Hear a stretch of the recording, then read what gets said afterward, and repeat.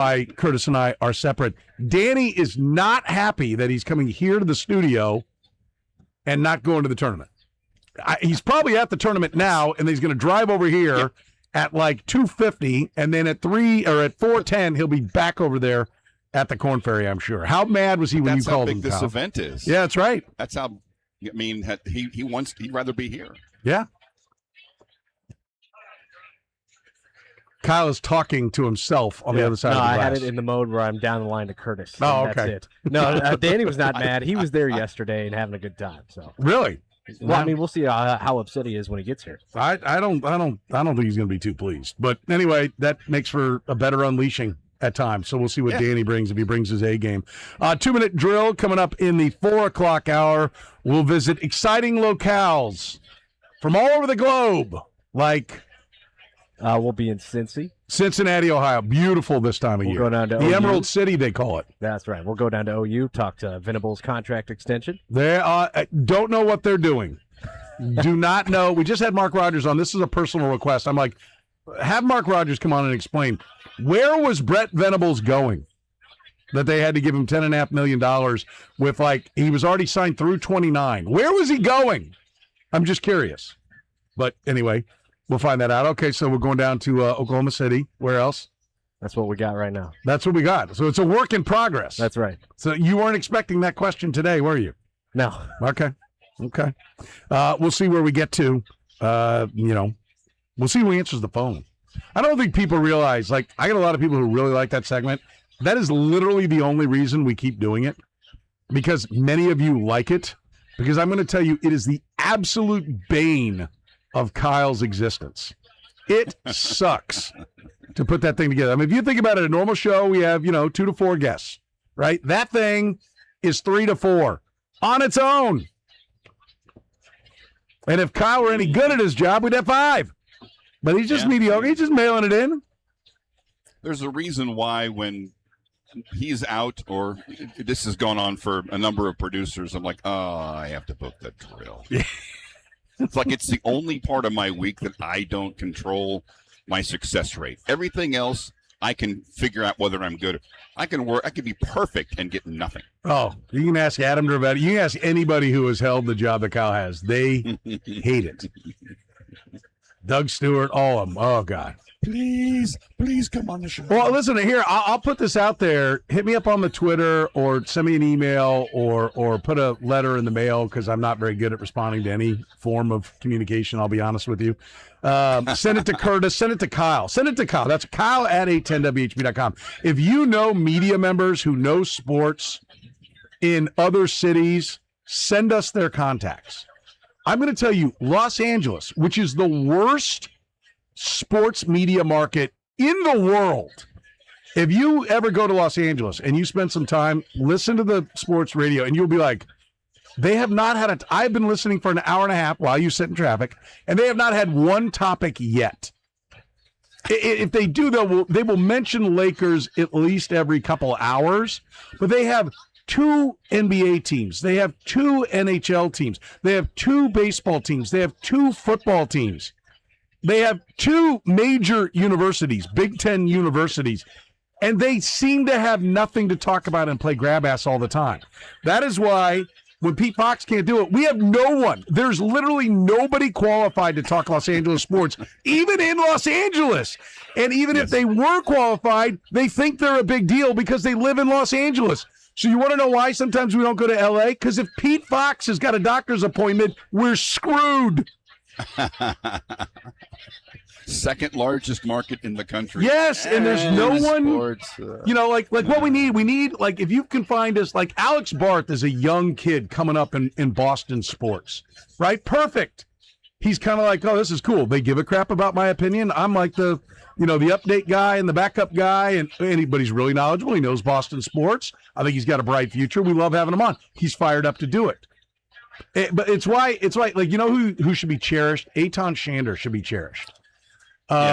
Softy should be cherished. Guys that are in like Domino. top 15, Chris Domino down in Atlanta. Big market guys that are happy to come on whenever there's an event are the best. They're the best. Yep. But like New York City, tell me if you know somebody in New York City. They uptight, Joe, I'm swamped. I couldn't possibly. I don't know how I could do it.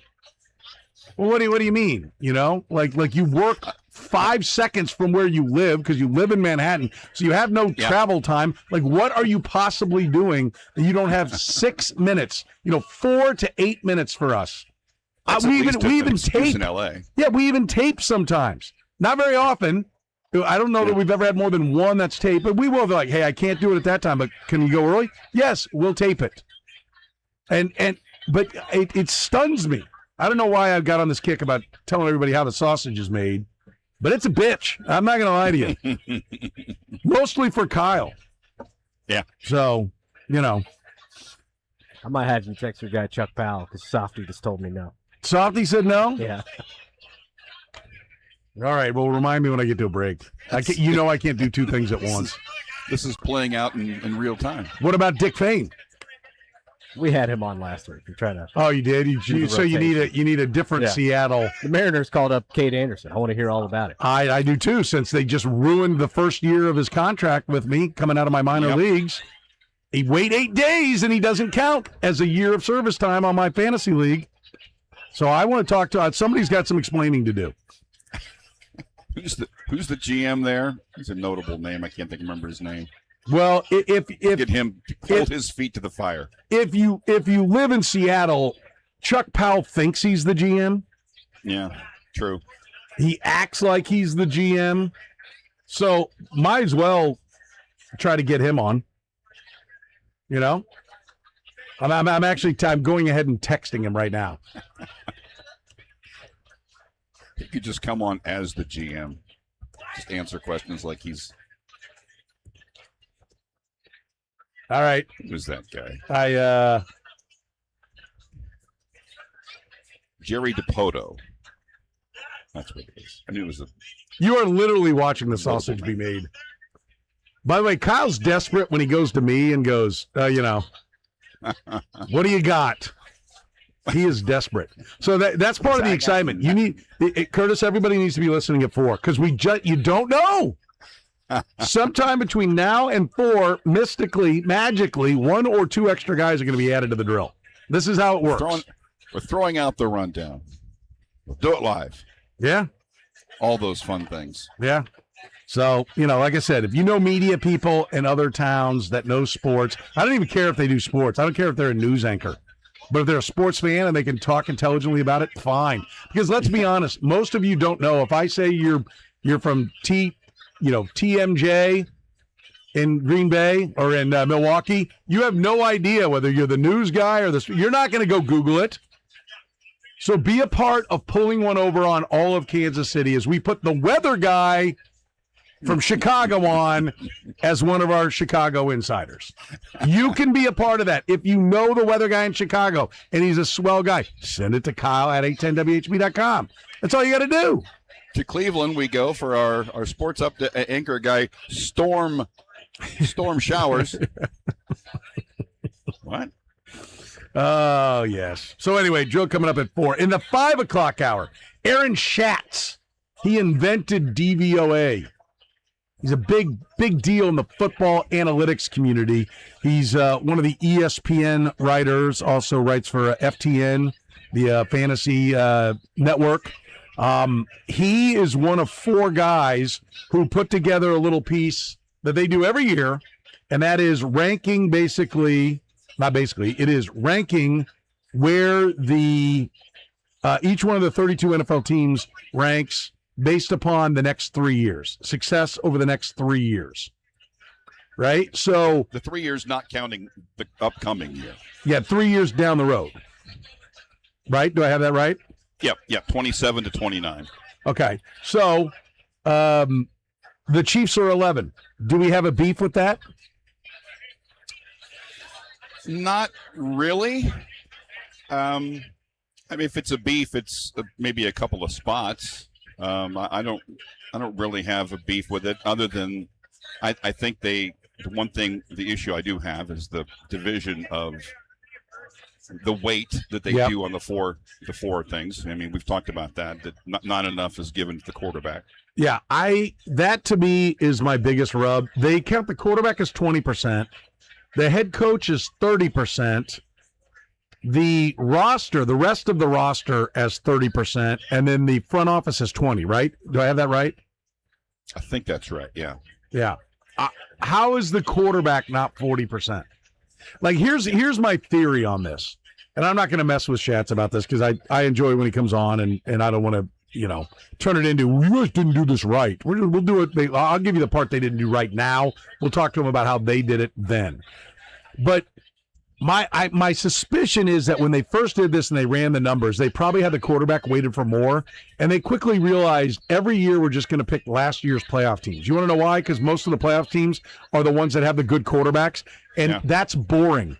Here's what we think. Now, they don't stray that far from who was good last year. The Chiefs are kind of an anomaly in the sense that they were 6-11 last year and are still in one of the positions that would have them making the playoffs in the 11th spot. But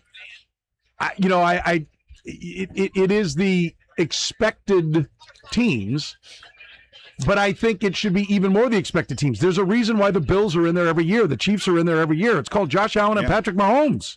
Well, when was the last time a team, if it was 20% of the quarterback, you'd see teams with good long runs and deep in the postseason that just have middling quarterbacks. But every year, who is it? It's whoever has the team has the best quarterback play.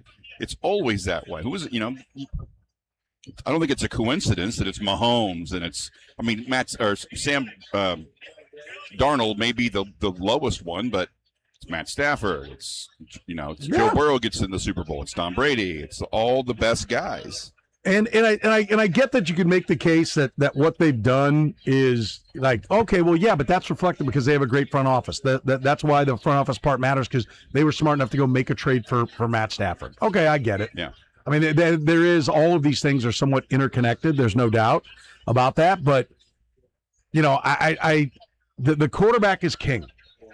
I think that's the most important part of the equation, is that the quarterback is king. If you rank it by quarterback, right? Like it would go, what? Tops at quarterback is it's not Seattle, is it? I wouldn't think so. No, I don't think that was it. I'll look. But I do believe that, like, if you were, where would you put? Let me put it this way. Where do you think the Chiefs should rank in each one of the categories? Quarterback, roster, head coach, front office. I think quarterback, I'd have to put him first or second, third, maybe at the worst. Where would you put him? Because I would put him number one. Yeah, I think I would too.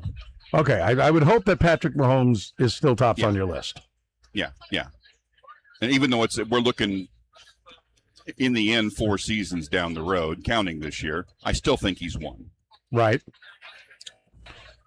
Coaching, I would say,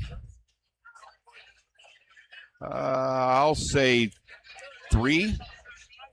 Because here's what's interesting. You say 3. They've got coaching at 12, right? They have quarterback at 1, coaching at 12, front office at 13, and overall roster, excluding the quarterback, 18. And listen, I bring this up. The guys that put this together are Aaron Schatz, very well respected, Ben Solak, Louis Riddick, and Seth Walder. We talk to Seth Walder on a regular basis as well. I respect these rankings immensely. And I think if you're the Chiefs, you should probably respect them, because I think they're quality football people. And so if you're looking at this and you go, okay, our overall roster is 18. We need to make the rest of the roster better. I mean, I think that's you're getting a consultant for free. 4 guys are consulting about your team. You've got the 18th best roster. You've got the 12th best coach. You've got the 13th best front office. You're not going to complain about the quarterback being number 1. You just made him the highest paid quarterback, so you agree. But I think there should be a moment of reflection for everybody else that's in those rankings when you're not up there in the top 5. Now, I can say this. The overall roster will probably never be in the top 5. How could it be once you're paying the quarterback the top rate? So they're never going to have the room to do it. No. But should they be 18th And I'm sure if you're a Chiefs fan out there, you're listening and you're going, that's too low. The rest of the roster is better than that. I know Chris Jones not what he used to be, and maybe they need to be better at receiver, but Travis Kelce's still one of the best tight ends. They have the best center. You're going to rattle off all the positives. But let me tell you something. On our Red, Gold, and Bull podcast today, we projected the 53 again on where we are, and yet again, I quickly got to about 43 players, and then I was like, okay, I got to find 10 more guys to make this roster. And the depth is not there. So I have no problem with the rest of the roster being lower. It's a little bit of what do you, and it's one of the reasons why I like this, that there's 4 people contributing to it. Because if what you are is like hey, stars matter, that's the most important part. I'm going to go with the stars, and I'm going to lean heavier into where you have star players. Then you're going to like the Chiefs roster. If you're looking at it going like, well, they're stars and Jags, and injuries happen, and when 1 or 2 of those guys go down, that's a mediocre bunch. Well, then you're going to have them lower. Mm-hmm. But I do think it's a bit of a wake-up call. Your roster's 18th. It's 18th. And so, how did we get here? Well, there's reasons beyond and I don't want to hear Brett Veach can't draft. Brett Veach can draft. I'm not going to tell you Brett Veach has had the best drafts the last 3 or 4 years. And they don't really know. Nobody really knows what this year's draft is. And I think there's a lot of optimism that this year's draft is going to be one of the better ones for the Chiefs. Certainly if you buy the Cyrus Allen hype in the 5th round, and if you think Peter Woods is going to be a stud, and, throw in Khalil Benson kind of in that class, that rookie class, even though he wasn't a draft pick, if he's going to be a real starting right tackle, then this is going to be a really good class, and the roster is going to look a lot better because all those guys are going to be cheap. And maybe Mansour Delane being hurt kind of dinged him a little bit on the roster, but I do think it needs to be a wake-up call for the team that, hey, we got to do a better job with this roster, right, at 18th. Front office kind of goes hand in hand. They've got the front office at 13th. I think the front office should be higher than that. I think they've drafted better. I think their personnel decisions are better than they're given credit for. Everybody swings and misses in the draft. Yeah, you really, I love when I usually get, God bless you young guys out there. I love it when you get your courage up and you actually dial the phone and you call, and your big thing is that wide receivers, they haven't drafted well enough. And you're right. But that this is some reason for why Brett Veach and the whole organization should be turned upside down. And you haven't bothered to take a look at the drafting of any other team. Go back and look at the last 10 years of drafts for any team out there, and you're going to see plenty of misses. Right? You can see a lot of guys, you don't even know who the hell they are. You're going to see some guys that you're like, oh, that draft's not very good. And I'll be like, well, but that's actually the 3rd best safety in the NFL, and that's the 2nd best middle linebacker in the NFL, because you don't really pay attention to defense. Let's be clear. It's a fantasy football world we all live in. But I do think that the front office should be ranked higher than the roster, because I also think that their cap massaging has been excellent when you consider what their marching orders are. And this is my other rub, is I think that the coach needs to be bumped up to an even higher percentage, perhaps. I would take the quarterback to 40%. I would take the coach, leave it at 30%. I want to make sure that that's where the way they did it. Let me look here. Because I want to make sure I'm not dinging him. They went quarterback 20%, roster 30%, front office 25%, coach 25%. And I think it should be quarterback 40%, coach 30%, and then 15 and 15 for the rest of the roster in the front office. And if I'm wrong, go to 20% for the front office and 10% for the roster, because it's the front office and coach that put the roster together. So if they're good, your roster might stink right now because maybe you're coming out of a bad cap situation. But if those guys are good, you're going to be fine over the next 3 or 4 years, right? You will rebuild the rest of the roster. Because let's be honest, 4 years from now, which is when this ends, there's only going to be like 7 guys that are on this roster now that'll be on the roster then. So that's how much turnover it is. So I don't know why the roster now would count as much as it does. Counts a lot for this year, but for 4 years from now, it counts about 8%. Like 8% of the roster that's here is going to be here. So to me, the front office should count more than the roster. Anyway, that's my beef with the metrics. And we're going to run the numbers and with different percentages and see how it would work. But the one that I'm leaving for last is the coaching. And these are 4 guys. One of the guys worked for Andy Reid. One of the guys on the panel is Louis Riddick, who worked for Andy Reid and who seemingly at times has been a sounding board for their opinions on their own draft because he loved him. Numerous guys that the Chiefs have drafted. Kingsley Suamataia, they had solved left tackle with Kingsley Suamataia. That's what he was saying in that training camp. Clyde Edwards-Helaire, he drinks the Kool-Aid on whatever they're doing personnel-wise, and he is part of a 4-man team. Now, maybe everybody else had him at 24, and he had Andy Reid at number 1, and that's what brings the number in. But to me, the most shocking thing about this is that Andy Reid, the coaching, which is not just the head coach, but it's largely the head coach, that Andy Reid came in 12th. Now, still above average, an 85 score, but he came in 12th. Like, that to me, that's the most surprising thing. Mm-hmm. And I think that should be. And yeah, go ahead. No, so and some teams you might say, well, some coaches don't have that much input. It's more the GM. Well, maybe, but if you put those numbers together, if the quarterback or the GM and the head coach, whatever that equals, if it's your coach does those numbers still are going to end up. It's still 45% of what it is. You're gonna have an accurate read, because I can hear a lot of people thinking, well, Andy Reid has a much more of an impact on his team than a coach who's just hired and doesn't really have a lot of control. Yeah. But it all works out in the math. Yeah. No, I agree. I think this will be interesting. If they're right about this, could be a tough year, right? Like, I mean, it's Patrick Mahomes that's carrying all the weight. I mean, Danny Clinkscale coined the term a long time ago. He's the ultimate deodorant. He makes a lot of things that stink. He covers up for a lot of things that stink. Mm-hmm. And last year, he was asked to do it. He couldn't do it. He wasn't good enough to carry it forward. And so have they made this roster better is one of the big questions, I think. So, yeah, I'm intrigued by it. 913-810-810, the phone number, 913-810-810. We got a lot to get to here. The phone lines are open. You can hit me up on the Twitter. It's at SorenPetro, SorenPetro. We'll get into some of the unit rankings.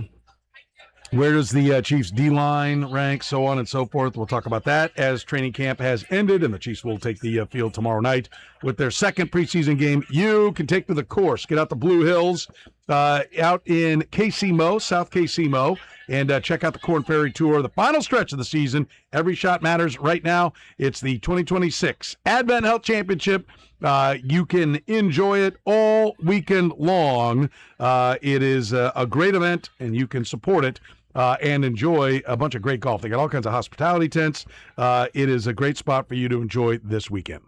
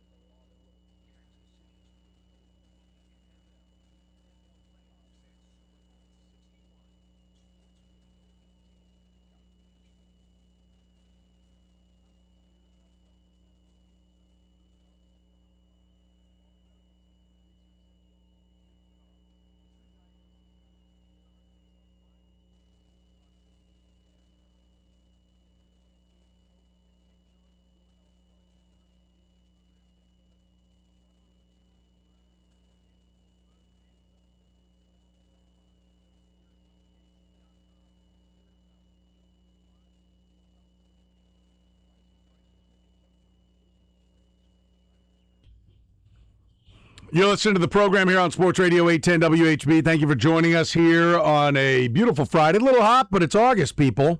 What do you expect? If you do not have tickets for the Advent Health Championship, I encourage you to get them right now. You can go to their website, adventhealthchampionship.com.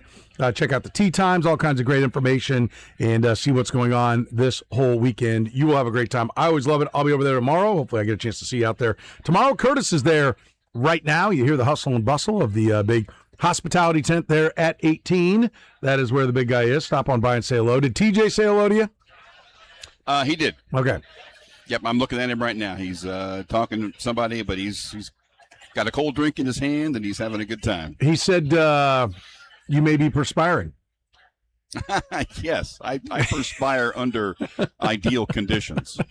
This is actually pretty nice. Shade, the wind at my back. This is a great place to hang out, man. By the way, we dropped a couple 100 pounds on your chair. By that I mean we have a couple 100 pounds less because Thunderdome's sitting in your chair right now. And yeah, that's definitely. Yeah, and we've the chair's getting the day off. It is, and we've increased the temperature in the studio by about 9 degrees. I do like it a little colder. You do like it chilly. I keep a hoodie. If anybody watches this on the YouTube feed or anything, if you're like, what the hell is Petro wearing a hoodie in the summer for? Because it's 62 degrees in the studio, and I have blankets in my basement, and people come over. People come over to my house and wear jackets in the house because they think I like it cold, and I come in here and go, Jesus, and then Leabo comes here and goes, that's nothing. You ought to come in the morning when St. John's in here. Oh, yes. Because apparently St. John's has it at like 50. So I have a friend who I known for years, and anytime I go over to his place, he's always got like it set at 77. I'm like, I'm not coming over if it's going to be 77. Yeah. We can have AC for, I don't know, 3 hours. Well, supposedly when you get old, you get cold, right? That has not hit for you or I or Steven. No, because we're still. Usually when you get old, you aren't 360 pounds. Well, you're bucking the trend all over the place. Yeah, I know. Yes. Right. I mean, I'm not bragging about my scale either, but yes, I'm aware. I'm also not 6'5" or 6'4" or whatever you are. Yeah. Let's talk about the unit rankings for your Kansas City Chiefs, and then we'll talk about what we want to see the Chiefs do. Where'd these unit rankings come from, Curtis? Mike Clay at ESPN. Okay. So his unit rankings for the Chiefs. Quarterback, 3rd. Let the ass kicking begin. 3rd. Are we the Bills and Rams? Yeah, are you serious? I guess it's group and not necessarily guy, but at quarterback, it's more or less it's the guy. I mean, if you have the number one guy, you probably have the number one group because who cares who's backup? Generally, yes. I mean, let me say this. What team is winning a championship with their backup this year? Name me the championship caliber. Name me the multiple playoff winning backup quarterback that is in the NFL right now. I don't think there is one. Nick Foles retired, so there's nobody. Exactly. Name me the best backup quarterback in the NFL. The fact that I can't even think of one outside of this city tells me Fernando Mendoza. Maybe. Not with the pick six I watched him throw last night. Oh, that was a high school throw. I mean, I was like, what are you looking at, kid? Looking. Oh, there's the defensive back. Boom. By the way, Fernando Mendoza seems like one of the nicer guys you ever want to meet. But I don't need the Raiders being good. And was I the only one that got a nice, warm, fuzzy feeling like, oh, this kid might suck? They might actually have gotten a 1-1 quarterback and still suck at quarterback. Was I the only one that had that feeling? No. I think there were a lot of people in that room last night. Yeah. So I did thoroughly enjoy that. But 3rd, I can't help you with that. But, okay, I see where you're trying to come at it. Running back, 10th. I guess I'm okay with the idea of it starting there, and this is like, well, we're looking at the trees, so we're bragging about the forest, when we've not seen the 30,000-foot view. I'm fine that they're not 1, 2, 3 because I don't think Kenneth Walker's 1, 2, 3. And I do think that the unit rankings are more important. The group is more important for running back than it is quarterback because of the injury factor that's there. But I like me some Emmett Johnson. And Same. I think DeMarcado is pretty good. I think Brashard Smith has some wiggle to him. I think they're better than that. I think they're better than 10th. I think that's underrating what they have. I will say some of the go teams ahead. that are ahead of them. Nice, Devin Achane, but yeah, That's one guy. And yeah. Arizona's 6 because the expectation of Jeremiah Love. No, I will give Or I will give Arizona. I don't mind that one as much because Arizona also has the guy I wanted the Chiefs to get in free agency, Tyler Algier, who I think is a pretty good that's player. right. So That's right. that to me Yeah. is a pretty. And James Conner's been a Not competent back. I mean, I think he's probably getting Yeah. old. He's always banged up. Anyone who plays fantasy football knows that. But I don't mind the Cardinals being ahead. okay. That one I'm okay that. with. But if the what is it? Who else is in front of the Chiefs? That Raiders. Let's see. Bills are 9. Dolphins 8. Raiders 7. Yeah. Cardinals 6. Then it's Detroit, Atlanta, San Fran, Francisco, Philly. Indy. I'm okay with that. I mean, Indy, Jonathan Taylor, Philadelphia, Saquon Barkley, San Francisco, Christian McCaffrey, Atlanta, Bijan Robinson, Detroit, Jahmyr Gibbs. I mean, those are your 5 best running backs in the NFL. Yep. So I'm okay with that, and I do think Arizona's pretty deep. Vegas, though, because of Ashton Genty, like I gotta rub with there. I'm not buying the Ashton Genty. Achane, They drafted Washington out of Arkansas in the second round. who was not productive at Arkansas. Right. What he did was have a great combine Ran and a work out really 4.33. well. Yeah. The So combine was big, but that was a why did you draft him in our dynasty league? Is that why? No, I wanted to, though. Oh, okay. Okay. All right. So that's running back. Wide receiver 19. Again, got it wrong. How are they that high? Yeah. I was thinking, wow. I mean, they blew it on that one because I don't see how they're 19. I mean, teams that they say are worse. Arizona. Did you see Marvin Harrison Jr. catch that touchdown from Jacoby Brissett last night?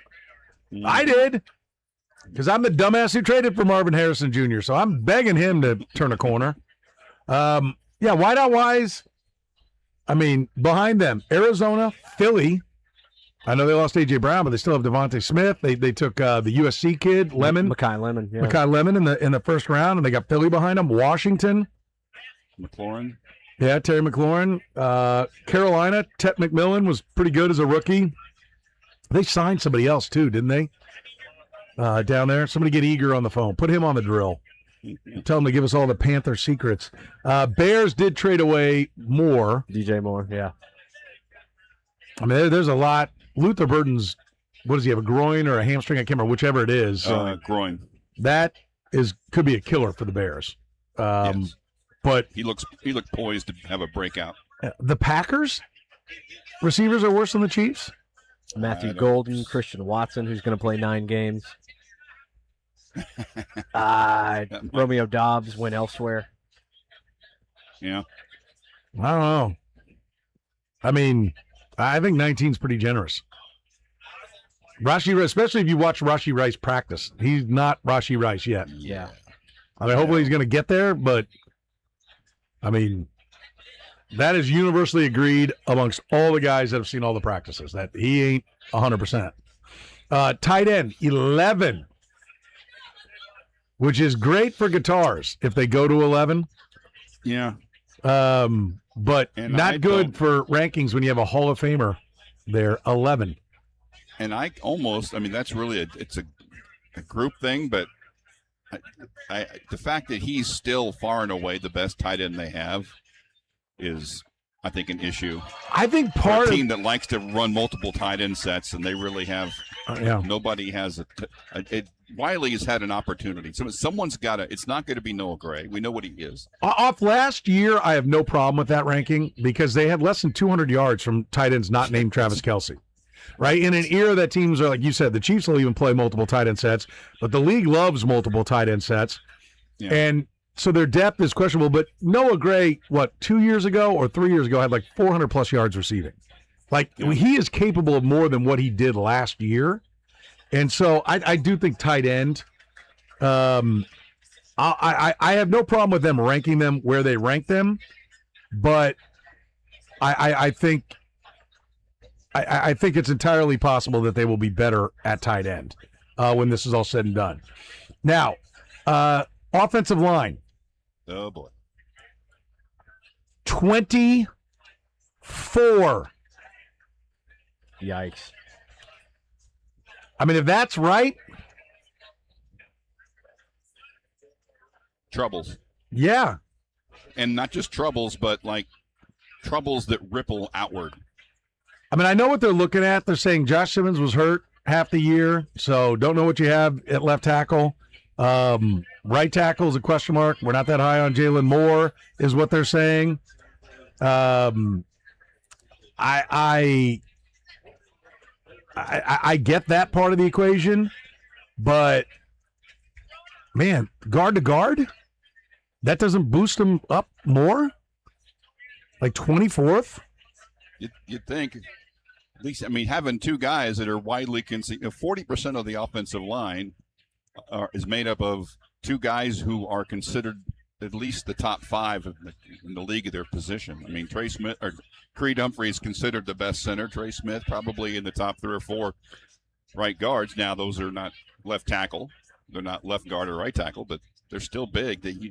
That's how little they think of the other 3 positions. If that offensive line plays the 24th best collectively this year, they're screwed. They will have a losing record because they have $75 million of cap space being taken up by the offensive line. That is, again, number 2 this year.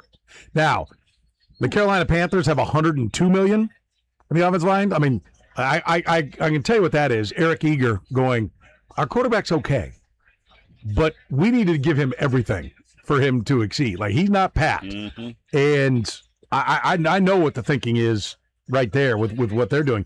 But the Chiefs are second at $75 million. If that offensive line doesn't play up to a top 10 minimum, you can't have that much of the cap there and not get productivity. It'll be an absolute killer for this team. Somebody has to pay the price for that. Yes. I mean, I first of all, I don't think they're 24th. I think if Josh Simmons is healthy, which is already a big question mark because now he's got a back injury. But if he's healthy, I think this will be a top 10 offensive line, no problem, even having to help on the right side, even if it is, one of their biggest needs next year is right tackle. I still think it'll be a top 10 offensive line. If Khalil Benson or Jalen Moore is good, is average at right tackle, it will be a top 5 offensive line. If Josh Simmons is healthy. It's interesting that it's one of those things where you can look at 24 and go, I don't agree with it, but you kind of reason away why it's there. It's not preposterous, but while also saying I think they're going to be a lot better than that. It's rare that you can have those two divergent opinions. Yeah, but I can see it on both ends with this offensive line. All right, where do they rank on defense? We'll do that next. It is the program, Curtis Seabolt live at the Advent Health Championship. It is going on right now. Get over to it. Take your app with your phone and some earbuds. You can listen to the show and watch some great golf all weekend long. If you need tickets, go to adventhealthchampionship.com.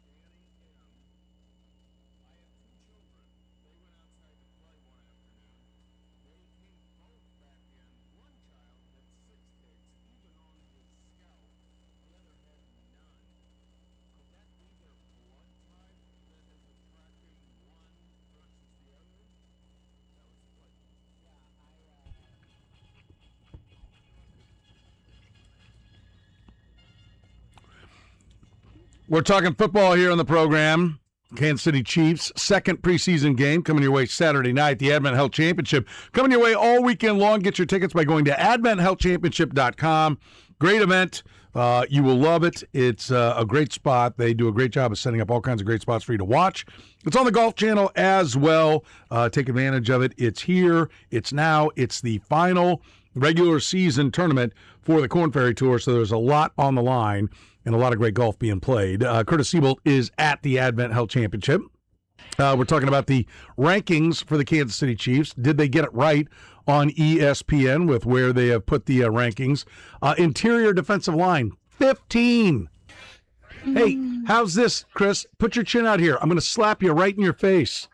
15th. They've got a first-round pick next to the what has been largely considered, since Aaron Donald left, the best defensive tackle in football. At least was, until maybe last year. They've signed Kairos Tonga. Allegedly, at some point, they're going to get second-round pick Omar Norman Lott back, and they're 15th. That's a problem, if Very that's real. much so. Especially when you get to the next one. Edge, 20. I mean, I don't mind either one of these rankings because they haven't really affected the quarterback for 3 years. I mean, 24 was the last time they had good sack totals. And that's with Steve Spagnuolo scheming up blitzes and everything, but they haven't really gotten to the quarterback the last couple of years. I really don't have a problem with this. Like, somebody has to emerge as that right defensive end. Yep. And the ruptured plantar fascia of Ashton Gelati, I believe, takes him out for probably the first. He may be back on the field before midseason, but how could you possibly think he's going to be, a difference maker in the first 8 games? First of all, I don't think he's going to be ready. I think he starts on PUP, and so you got a different defensive end that's going to be playing. Yeah, but that's first choice. Second choice is FAU, and then third choice, based upon how they're playing him, and third choice and maybe first choice as far as situationally, when you know it's a passing down, is R. Mason Thomas. I mean, if they play down to 20, they're in trouble. Yeah, I mean, that's one of the reasons why I think those two spots are going to be, they're going to get more lengthy looks tomorrow night. I'd like to see Peter Woods not get knocked on his ass, and I'd like to see R. Mason Thomas and somebody else get to the quarterback at some point. I would like to see longer looks, but with the injuries that are already stacking up on both sides of the line, can you afford to do that? Good point. I mean, we always talk about what it is we want to see out of the preseason game, and we take off the board immediately health. We know everybody's going to say get out of the game healthy. So the question becomes, how much is health the priority over getting guys work and getting them ready for the season? And they're already in a spot with Josh Simmons and Trey Smith down. They're already in a spot right now where I don't know that they can keep the offensive line out there.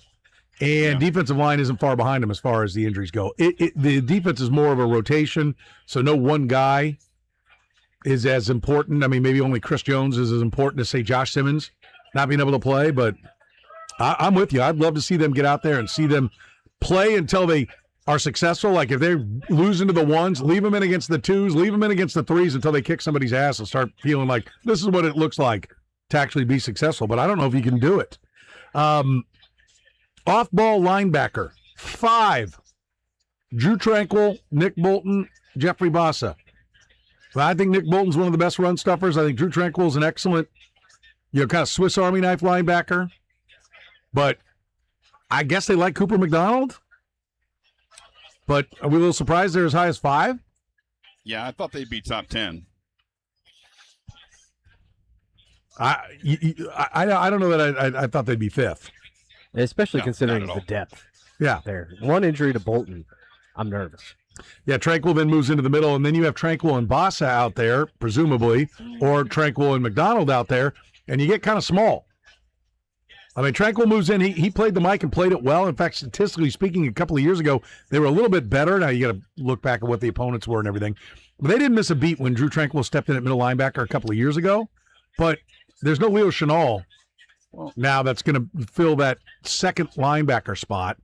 And so that'll make it even more important for the defensive line to be badass if you're going to go with Bassa, who looks like a safety when he's running around out there, and Drew Tranquil.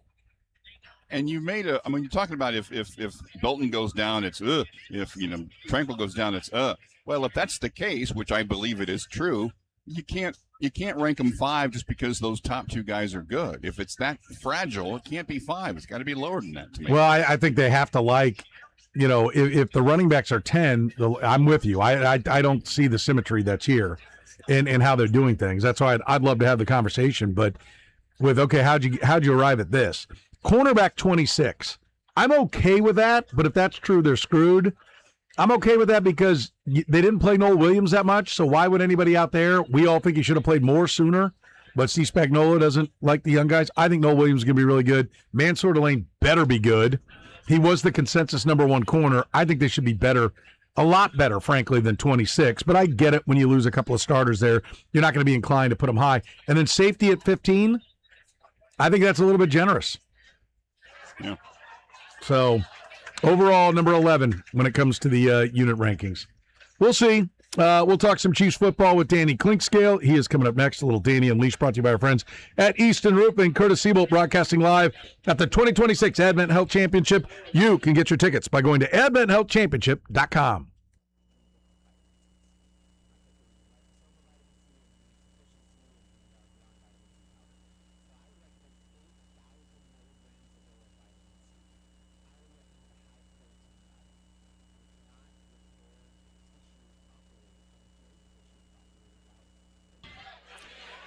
All right, who's the only player to hit a postseason home run for both the Royals and Tigers? Brought to you by Twin Peaks.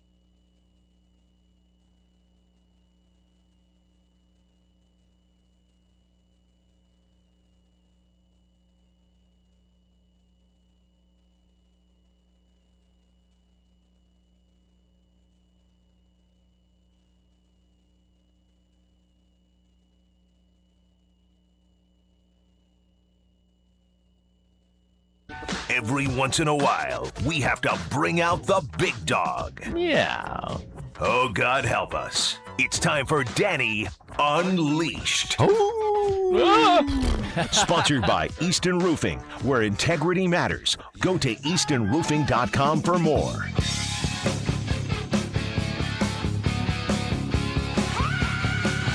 You heard it.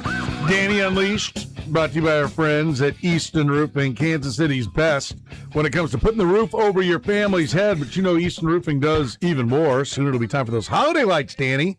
Oh, yeah. I'll have mine back. I will have mine back. I want mine as soon as the sun goes down on Halloween night, the lights go on at my house. We don't need to revisit that. We're in different camps on that. Yeah. Well, But I am going to expand. We're going to expand our lights this year. are you? We went pretty basic last year, so we're going to do a little bit more. Okay. That's right around the corner, but you can go ahead and ask them about it right now. Whether it's your home or your office, did you know that they have an entire commercial division? That's right. They handle repairs, full roof replacements, the biggest buildings, no matter how tall, no matter how big.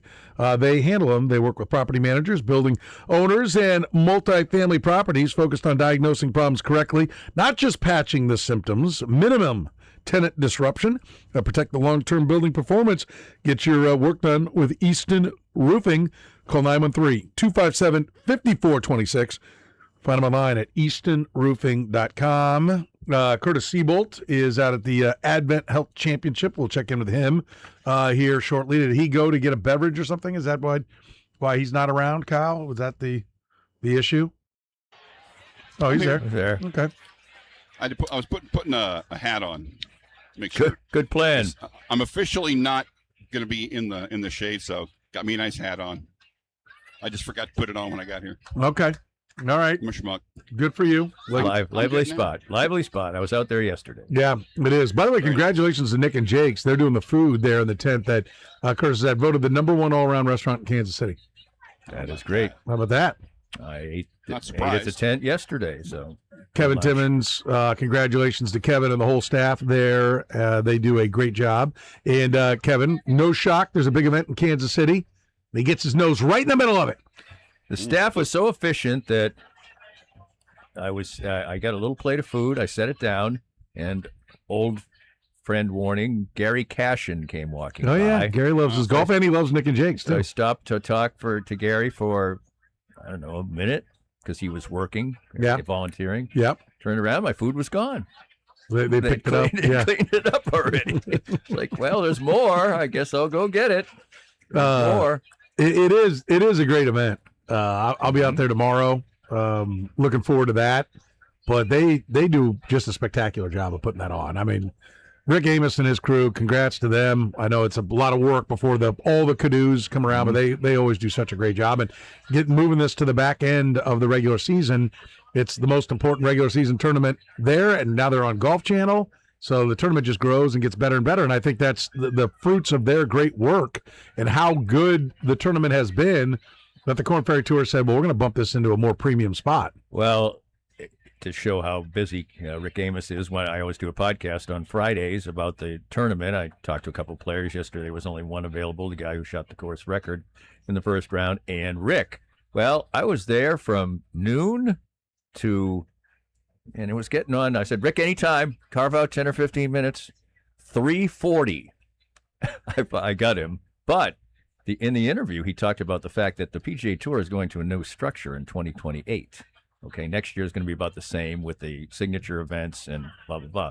In 2028, they're going to have what's called the Championship Series, and 90 players are going to be in that, and those are $20 million purses. Then there's going to be sort of a tier 2 of the PGA Tour called the Challenger Series. Is that going to be below?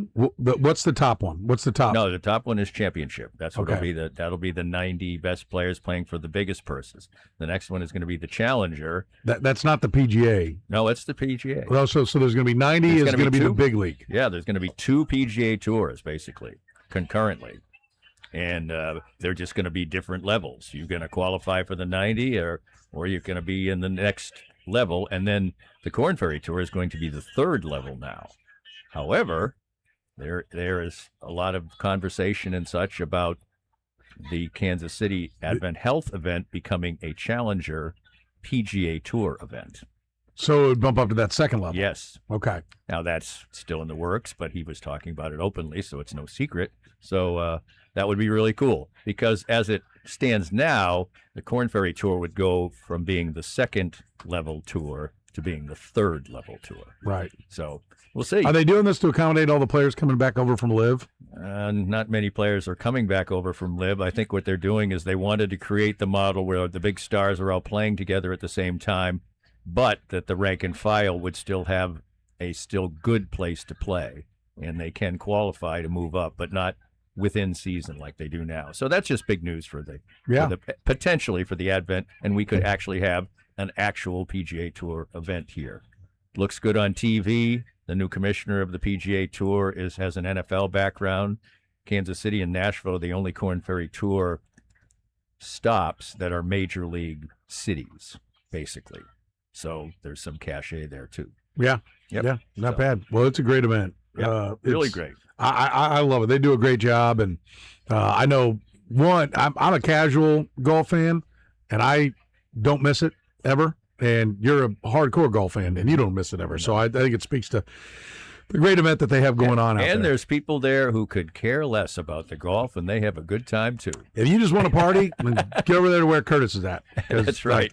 There's plenty of people that are just there for the fun. And kudos to the players because they're used to this on the PGA Tour. If it's time to putt, like on the 9th or the 18th holes, they put the little signs up and everybody shuts up and it's quiet. Okay. No. Not at this event.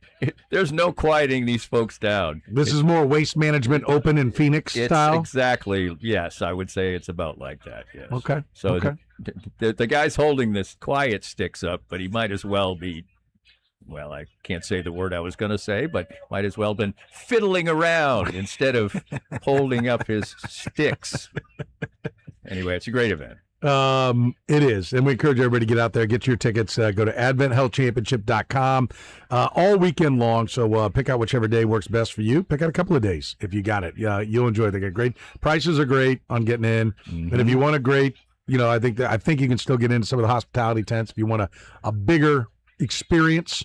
But they've got great food out there, all kinds of the great local restaurants working out there like Nick and Jake's.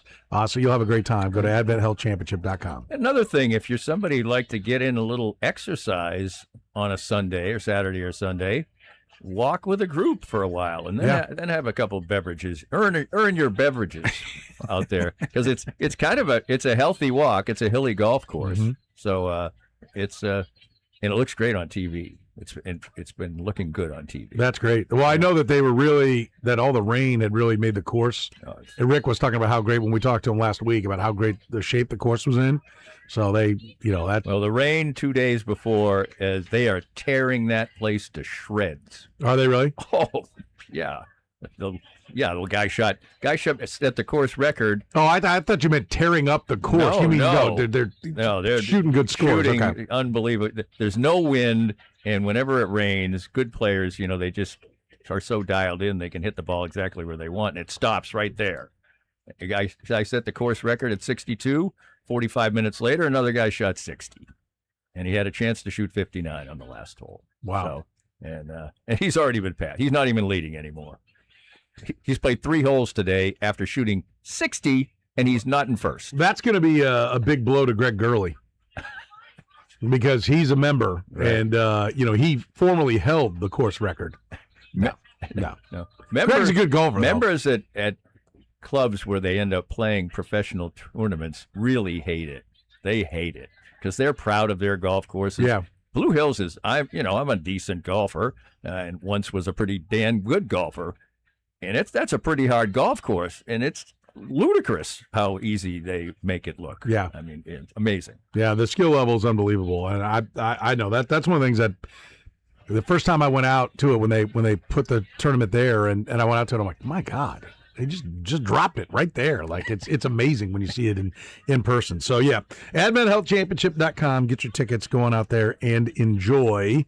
Danny, what do you want to see from the Chiefies on Saturday night? I think maybe job one I'd like to see is a little pressure on the quarterback. Yeah, I agree. I mean, Ty Simpson looked like, boy, that was a good move by the Rams. What a good future move. Mm-hmm. He looks like Patrick Mahomes, for crying out loud. But no pressure on him. They pressured him on, 3 of 27 dropbacks or something like that. And what is he, 21 for 25? And you mentioned the interior defensive line. That's not going to, if that rating isn't going to wake him up, that's Peter Woods and Chris Jones. Plus the second-round pick in Omar Norman Lott. They've got 15th. investments there. You're 15th. You're average. Kyrus Tonga's making $7 or $8 million a year, and they're putting him right smack dab in the middle. I heard those ratings, and I don't know, did they have included in the ratings how they think the Chiefs are going to be? Well, overall, they end up collectively 11th is where they put their roster. Is overall 11th best. But I mean, For each go ahead, Curse. for each position group, there's usually 3. There's a best, a shakiest, and a unit to watch. And usually at some point, the Chiefs end up on one of those, but they weren't in the 3 mentioned at any position. So I don't even know how. You can't even drill down deep into what they think about the Chiefs. Yeah, but I mean, just the rankings give you plenty of an idea of what they're thinking. I think 11th, if it's 11th overall, adds up to 11th overall roster-wise, I think that's about right, don't you? Yeah, I don't necessarily agree with how they got there. I do think that's a playoff team. Yeah. Well, I mean, listen, like we talked about where they come in at 11th on the rankings that shots and everybody put together where they graded roster, coach, coaching, front office, and quarterback, and then roster minus the quarterback, and assigned percentages to them. I don't like the percentages, but that's about where they brought them in. But I think I kind of feel like a little bit that everyone's like, okay, I think they're about 11th, and then now let me put the numbers in that bring them there. Like I don't see how the numbers, to me, I guess in a way you're leaning on past accomplishments because last year they were 6 and 11. So I mean, you can make a case that they shouldn't be anywhere near 11th based upon what happened last year. Now they had injuries, and Mahomes. I mean, they were 6 and 8, but 6 and 8 with Mahomes, that's not good. No, that's not good. And I think that needed to be the wake up call for the Chiefs. And I think the problem is with their cap situation, they couldn't go all in. Like they had problems. And they still had to walk a tightrope because of where they were cap-wise. And that should ding them front office-wise. Yeah, and it did. Yeah. And it did. I mean, that's why they I don't think they're. Where were they, Curtis? 18th in front office. Let me look here. It was 18th. Well, if your roster's 11th and you didn't have any cap room, that sounds about 18th to me. Trying to remember, was it? I don't remember where I had it. Here it is. Here, I have it. You got it. They were so they were 18th in overall roster minus quarterback. They were number 1 in quarterback, number 12 in coaching, and 13 in front office. You got a rub with any of those? I think you'd probably, coming off an injury, make a minor rub on 1 at quarterback. Okay. What about 12 at coaching? Andy Reid and Steve Spagnuolo, you're landing 12? That's probably a little low, but as you said, they're coming off a season where they went 6 and 8 with the quarterback they dub number 1. Well, I mean, if I were and on the defensive side, they can't pressure the quarterback without blitzing. Now he's a great blitz caller, but how about you don't have they to? didn't even pressure the quarterback when blitzing last year. Right. Yeah, so I think it's recently fair. Overall, no. Yeah, I think I don't mind the 18th on the roster because I think they are too top heavy and their depth is really lacking. And so if they have some injuries this year, it could go south again fast. But I would say this: I hope somebody sets that on Andy Reid's desk. Coaching 12th. I mean, because I think it's unfair. I don't think it's unfair. It's probably fair based upon their record last year, but I do think that you have 2 Hall of Fame coaches in significant positions. Yes, your offense is being run by a Hall of Famer. Your defense is being run by a Hall of Famer. And I think this, I put this on Clark Hunt's desk too. Like, hey, because the thing I've said is, if they go 6 and 11 again, like, let me put it to you this way: is this a make or break year for Andy Reid? The answer is no. The answer is no. They will bring him back even if he's 6 and 11 again. Right. But I'm going to tell you the reality is, yes, if he doesn't bounce back this year, it's gone. He's gotten old. He might, that might be mutually parted ways, or he might retire, and we'll never know whether he was asked to retire. Andy Reid is not. They're never going to fire him. I mean, but Bill Belichick had to be fired. Tom Landry had to be fired. When you're as great as Andy Reid is, you don't know when it's time to go. And I watched Jim Boeheim keep telling everybody he was just going to get the program back to where it needed to be, then he was going to step aside. And he couldn't do it. Right. They did like, no, you're the problem, coach. Like, you can't do it. If you could do it, you would have already done it. Right. But that's what they have. And they're like, no, I know what it is. We've got it all figured out. And once I get it there, then I'll step aside. That becomes the rallying cry. But then when they win, well, why would I quit? We're winners. Yeah, so, you usually don't get a Coach K walk away. No. Yeah. Or Roy Williams. Right. It usually the guys that are super competitive, and I think those or they'll retire and then they come back. Well, I'll tell you honestly, I don't think either one of those guys. I think that's an absolute fluke. I think that's just portal and NIL. I'm not dealing with it. I'm out. Enough. Like if the old rules were still in place, I think Roy and Coach K'd still be coaching. I think there's a good possibility of that. Yeah, I'm not certain, but you can. It's an easy case to make. Steve Lavin. Most guys just don't want to walk away. Yeah, I mean, basically, Jay Wright quit. Jay Wright. That's why I said Steve Lavin. Yeah, I meant Jay Wright. He quit really before. Maybe he saw the changes coming. I think he quit. He did. He didn't like it one bit, and he was like, "I'm out." Right. But I think it's a monster year for Andy Reid. I mean, I just because I don't like hearing it because I like Andy Reid. I want Andy Reid to coach 5 more years. I want him to blow through Bill Belichick's numbers. I want him to pass Don Shula. I want him to win 4 more Super Bowls. You want him to coach Patrick Mahomes? Yes, and I want him to be cutting edge and the offense to be electric and all those things. That's what I want to happen. But as I sit here doing this job, my job is to analyze what's going on. And at 68 years old, he is in uncharted territory. Curtis, how many guys have coached a playoff game at 68 or older? I think it was like 4 or 5. Yeah, it's not many. No. Yeah, it was like Bruce Arians and Belichick, and there was a couple others. Well, is it Pete Carroll? Yeah, possible. Yeah, because he was. Let me see. He could have coached a playoff game. What, 4 years ago, and he still would have been more than 68, right? Yeah, I think so. So I mean, it's that's why when you look at it, it's not that I'm looking at that I'm much more qualified than Brett Veach to look at the roster and know he's got problems, or I'm looking at the tape of his play calling and he's got problems. I'm just looking at he's 68 and it's almost over, is what history tells us. He even said that the other day at a press conference. He says, "I know I'm on the backside or downside or whatever." Yeah, I appreciate that. What is he? 20. This is his 28th year, and he'll admit that he's at least halfway. What a huge admitting that. Yes, he's on the downside. Yeah. I don't have 28 more years left in me. Oh, okay. The list I'm seeing now, it is AI, but they're usually good at this part of it because they have details. 4 head coaches have coached in a playoff game 68 or older. Marv Levy, Tom Coughlin, Bruce Arians, and George Halas. Wow. The thing is, you look at old-time photos of people, be it your grandparents or whatever. I mean, George Halas was, in some of the pictures where he looks like super old, he was probably like 60, 53. Yeah. Yeah, I agree. My thing is, listen, I hope Eric Bieniemy is exactly the guy he needs next to him, and he's delegating more stuff. And Eric Bieniemy's ready for the job. Or Chad O'Shea and Joe Blameyer are going to do more, and the passing game coordination, and Andy Heck is ready to take on even more as a run game guy. I really hope he's delegating, because I'm going to tell you, now part of it was a bad year, and I'm sure that was wearing on him, but I really worried.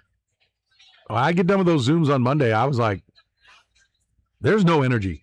I mean, I think he's been up since he got up at probably 5 a.m. Sunday morning, and it's noon on Monday, and he hadn't been to bed for almost 36 hours or 31 hours, and he looks exhausted. He's not going to bed anytime soon. He's he's probably trying, and I've said this before, you have all the tools in the world to work more efficiently, so you should not be wearing yourself to a frazzle. Yeah. You don't have to watch reels of film anymore. Yeah, everything is cut up for you. Cut up. 10 hours of work can be done in a half an hour now, probably. Yeah. So now to them, it's just, well, we've created more extra time, so I'm going to use it. But are you using it wisely? Or are you just sitting around making up plays when you're, dozing off? Yeah. Well, that looks like a good what was that play? What was that play? My God, that's not a good play. Or you're watching the cut-ups of the Seahawks, and then you wake up and it's the Raiders on there, right? Like, whoa, what happened here? Boy, we look better in this cut-up. It's just like you fall asleep on Netflix, and it's like, whoa, it's episode 7. I was on 2. What happened here? Right? Like, yeah. No, I get it. I will say this: we're talking about what we want to see, and when I pointed this out yesterday or 2 days ago, we talked about that. It was 2 days ago when camp ended, and we went for 15, 20 minutes, and I'm like, oh, by the way, like we said, like what was accomplished at camp? What did we learn? What did we get done? And I was 15, 20 minutes in before I went, oh, yeah, by the way, and Patrick Mahomes is okay. Right. Like, what do we want to see? None of it's like, well, Pat, look healthy. Well, one of the things I'd like to see, play. Actually, what I'd like to see is Patrick Mahomes a little bit. I would too. I think it'd be worthwhile. I think it would just also boost the whole unit. If you went out there and he hums down the field and even makes a couple first downs and hits Xavier Worthy with a pass or Rasheed Rice, and I think it'd be a lift for everybody. If they can say all they want, they can talk about football practice. Football players know that practice ain't a game. So I think it'd be worthwhile. Now, a preseason game isn't really a game either, but it's a hell of a lot more than a practice. Yeah. So 913-3-810-810. I don't know why I'm giving the phone because the phones are the future. locked up. But there it is for the future. Put it in your phone. Write that down. Write that down. Danny Unleashed, Danny Klingscale is with us. Curtis is at the Advent Health Championship. You can get your tickets to that by going to AdventHealthChampionship.com. Danny's always brought to you by our friends at Easton Roofing. They do siding as well, repair and full replacement. A great way to upgrade your curb appeal, protect your home. You can even use the software and see exactly what the siding is going to look like on your home. It's ideal for any siding that's faded or damaged or what have you. It is a great product, and Easton Roofing will install it perfectly. Go to EastonRoofing.com. They even offer paint fade warranties up to 15 years. Again, online at EastonRoofing.com. The program with Soren Petro. One's got a huge long one, and one's got the regular size one. The great big long was too much. Weekdays from 2 to 6 on Sports Radio 810 WHB. All right, listen up. Let me ask you a question. The plumbing at your house, how's it doing? Listen, I don't like admitting this, but when we redid our house, the folks that did it didn't know what they were doing with the plumbing. We've had to replace all of it. We've had a lot of experience with fixing plumbing. And thankfully, Tim Grunhard hooked us up with the Plumbing Pro. They are experts when it comes to everything. Sewer, septic, drain installation, and repair. Even that main line coming in that might require, digging things up. You need a backhoe or something like that to get it done. They're experts at that. In fact, do you know that they have some of the latest technology, like their low-impact pipe bursting? Basically, they thread a new pipe in the old pipe. Those clay pipes break around it, and now you got a new state-of-the-art pipe coming straight in. That's a really big one. Sometimes you got to dig things up, but sometimes you can avoid that. That means not digging up your sidewalk, not digging up your driveway, not digging up all your landscaping. Think of what that's going to cost to replace that. Call the Plumbing Pro. They're experts. They've been in business since 1980. Locally owned and operated. Yes, you got a lot of companies out there that have a name that you're like, oh, yeah, they've been around for a while. Then you come to find out that 3 or 4 years ago they sold out. The call centers in Philadelphia, they are dispatching guys that were, selling cars 2 weeks ago. Now are trying to fancy themselves as plumbers. Real plumbers, experts. I know. They're the folks I call. The one to know is the Plumbing Pro. No matter what you might have that needs to be done, call 816-763-8200. They even will redo that bathroom, the shower, the tub. They can do that. In fact, if you tell them you want the Petro deal, you can get $2,000 off a new tub or shower replacement. It's at the Plumbing Pro. Go online today to theplumbingpro.com. That's theplumbingpro.com. You know, betting on football all season, the late nights catch up with you. And like a lot of you, CPAP just didn't work for me. Mask, hose, the whole deal. I couldn't stick with it, but I knew I had to treat my sleep apnea. My friends at Healthy Sleep Midwest got me the help I needed. A simple oral appliance, no mask, no hose. And if you've got BCBS or Medicare, you may pay little to nothing out of pocket. Call my friends at 816-SLEEP-DOCTOR. That's 816-SLEEP-DR. Or visit HealthySleepMidwest.com. Paid for, client portrayal, and endorsement. Choice of a lawyer is an important decision and should not be based solely upon advertisements. After my car wreck, there was a lot I didn't know. I do know. If you've been hurt in a car wreck, call me. I've got this. Mike's got this. 816-888-7500. Mike's got this. Big news from Kansas City Cannabis. Kansas City Cannabis is expanding with a new location right off I-35 in Eagleville, just south of the Missouri-Iowa state line. You'll have the same hometown quality you'll love, plus a convenient drive-through open daily until 10. Whether you're traveling or just exploring, Kansas City Cannabis is your perfect stop. Visit kccannabis.com for details. Can't wait to see you in Eagleville. Stephen St. John here for Kansas City Credit Union. Did you know Kansas City Credit Union has some of the best auto loan rates in Kansas City, starting at 4.25%?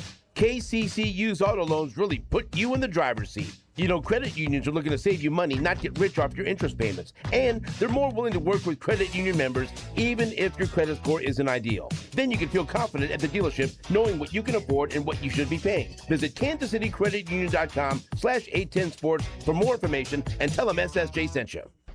Hey, this is the Fat Jack, and as Bruce Buffer says, it is time. So are you ready to make some money? Go to FatJackSports.com. Preseason week 1 went 6-1 against the Las Vegas spread, and all of those plays were free. They're posted and documented under the results tab at FatJackSports.com. Soccer starts this week, and week 0 is around the corner. Go to FatJackSports.com, and for less than $100 a week, make money betting the games. FatJackSports.com. No tricks, no gimmicks, just winners.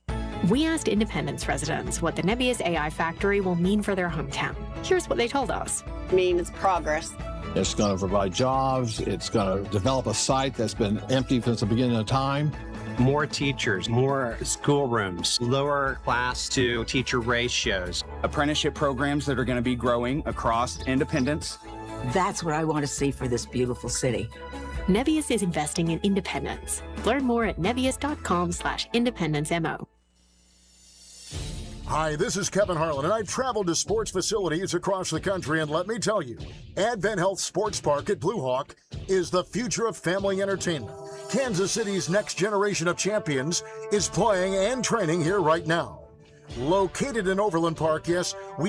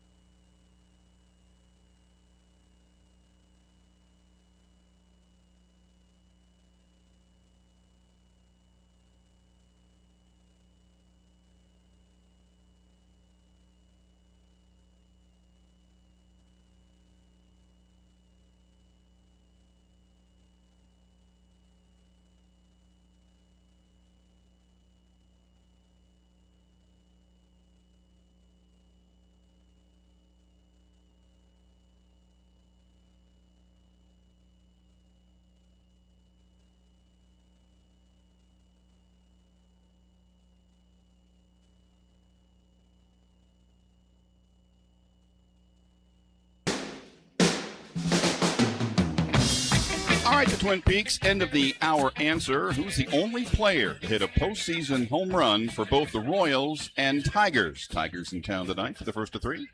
Wow. I mean, guys that have played for both, Shane Holter, and he's the only guy to play 300 games for both teams. Joe Randa? Boy, I'm Joe played for the Tigers, didn't he? Yeah.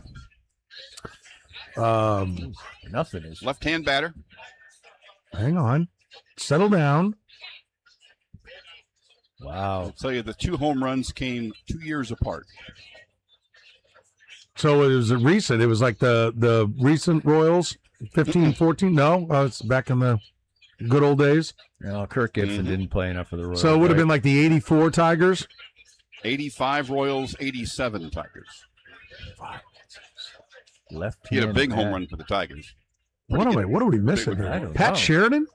Pat Sheridan. Yeah, stick it, There you Danny. go. I was lost. I was in the woods.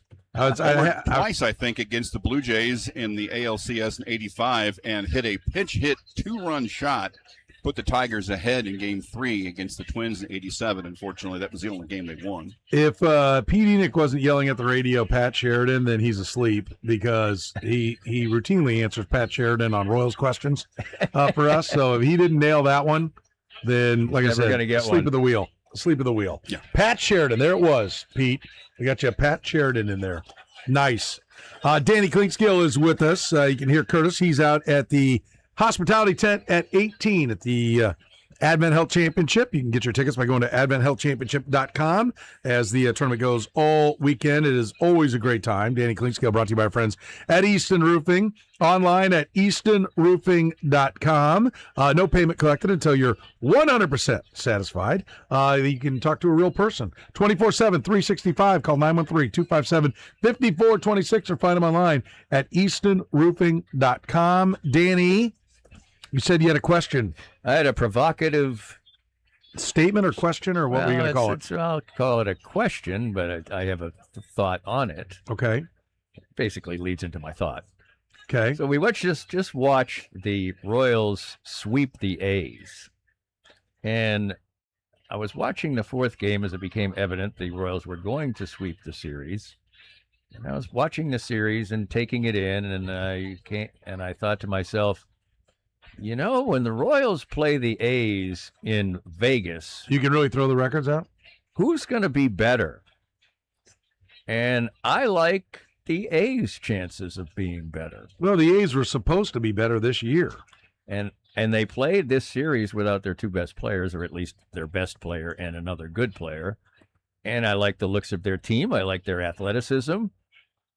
Clearly, the Royals have way better pitching, but that pitching is older, and they're holding on to it. And I don't see young pitching. So that's my thought. And that's my question. What do you think? When they play the A's at They've got one more year in Sacramento, right? I think so. Well, first of all, let me take a moment to just say it's stupid that they're not calling them the Sacramento A's. I know, it is stupid. That is dumb. But they have Las Vegas on their uniform, so they have well, a patch. that's the ad is Right. the Las Vegas Tourism Bureau. Right. Which one will be better? The first year in Vegas, so 28. Yeah.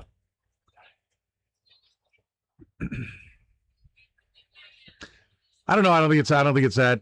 I don't think it's cut and dried. I'm just saying. I think people would, say, "Whoa, my goodness, their future is much better than that." And I like the future of the A's. I do too. I think they've got a lot of good young players, and I think they grossly underachieved. And I think both of them are realizing what happens when your bullpen sucks, right? And how bad that can kill you.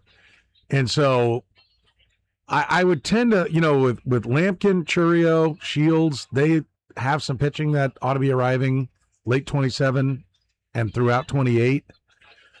I do think that they are really. I think the Royals are going to be. I think the system's going to be pretty good once you can get to that point where the high A guys start landing. I think they seem to know what they're doing, even with Blake Mitchell coming around and being a power hitting left-handed first baseman or catcher. Like, it looks like because he can definitely defend. So that's why I'm wondering, is Carter Jensen going to the outfield? Because why aren't you moving somebody here along the way? But I think I'll take the Royals because I believe in their drafting. And I think Caglione and Bobby Witt are stars. I mean, do you think Caglione's a star? Are you ready to go there yet? No. Okay. I'm very close. But the other thing that is troublesome to me is I think he starts to look like a big guy who's not going to play 150 games a lot for you. Well, he's not. Can we try him at first? Because, he's already kind of getting little nicks and knacks and pulls and, just a big big man rumbling around out there. If he and Vinny are playing first base and DH next year, only, how much better does it get? Because they've got a right fielder.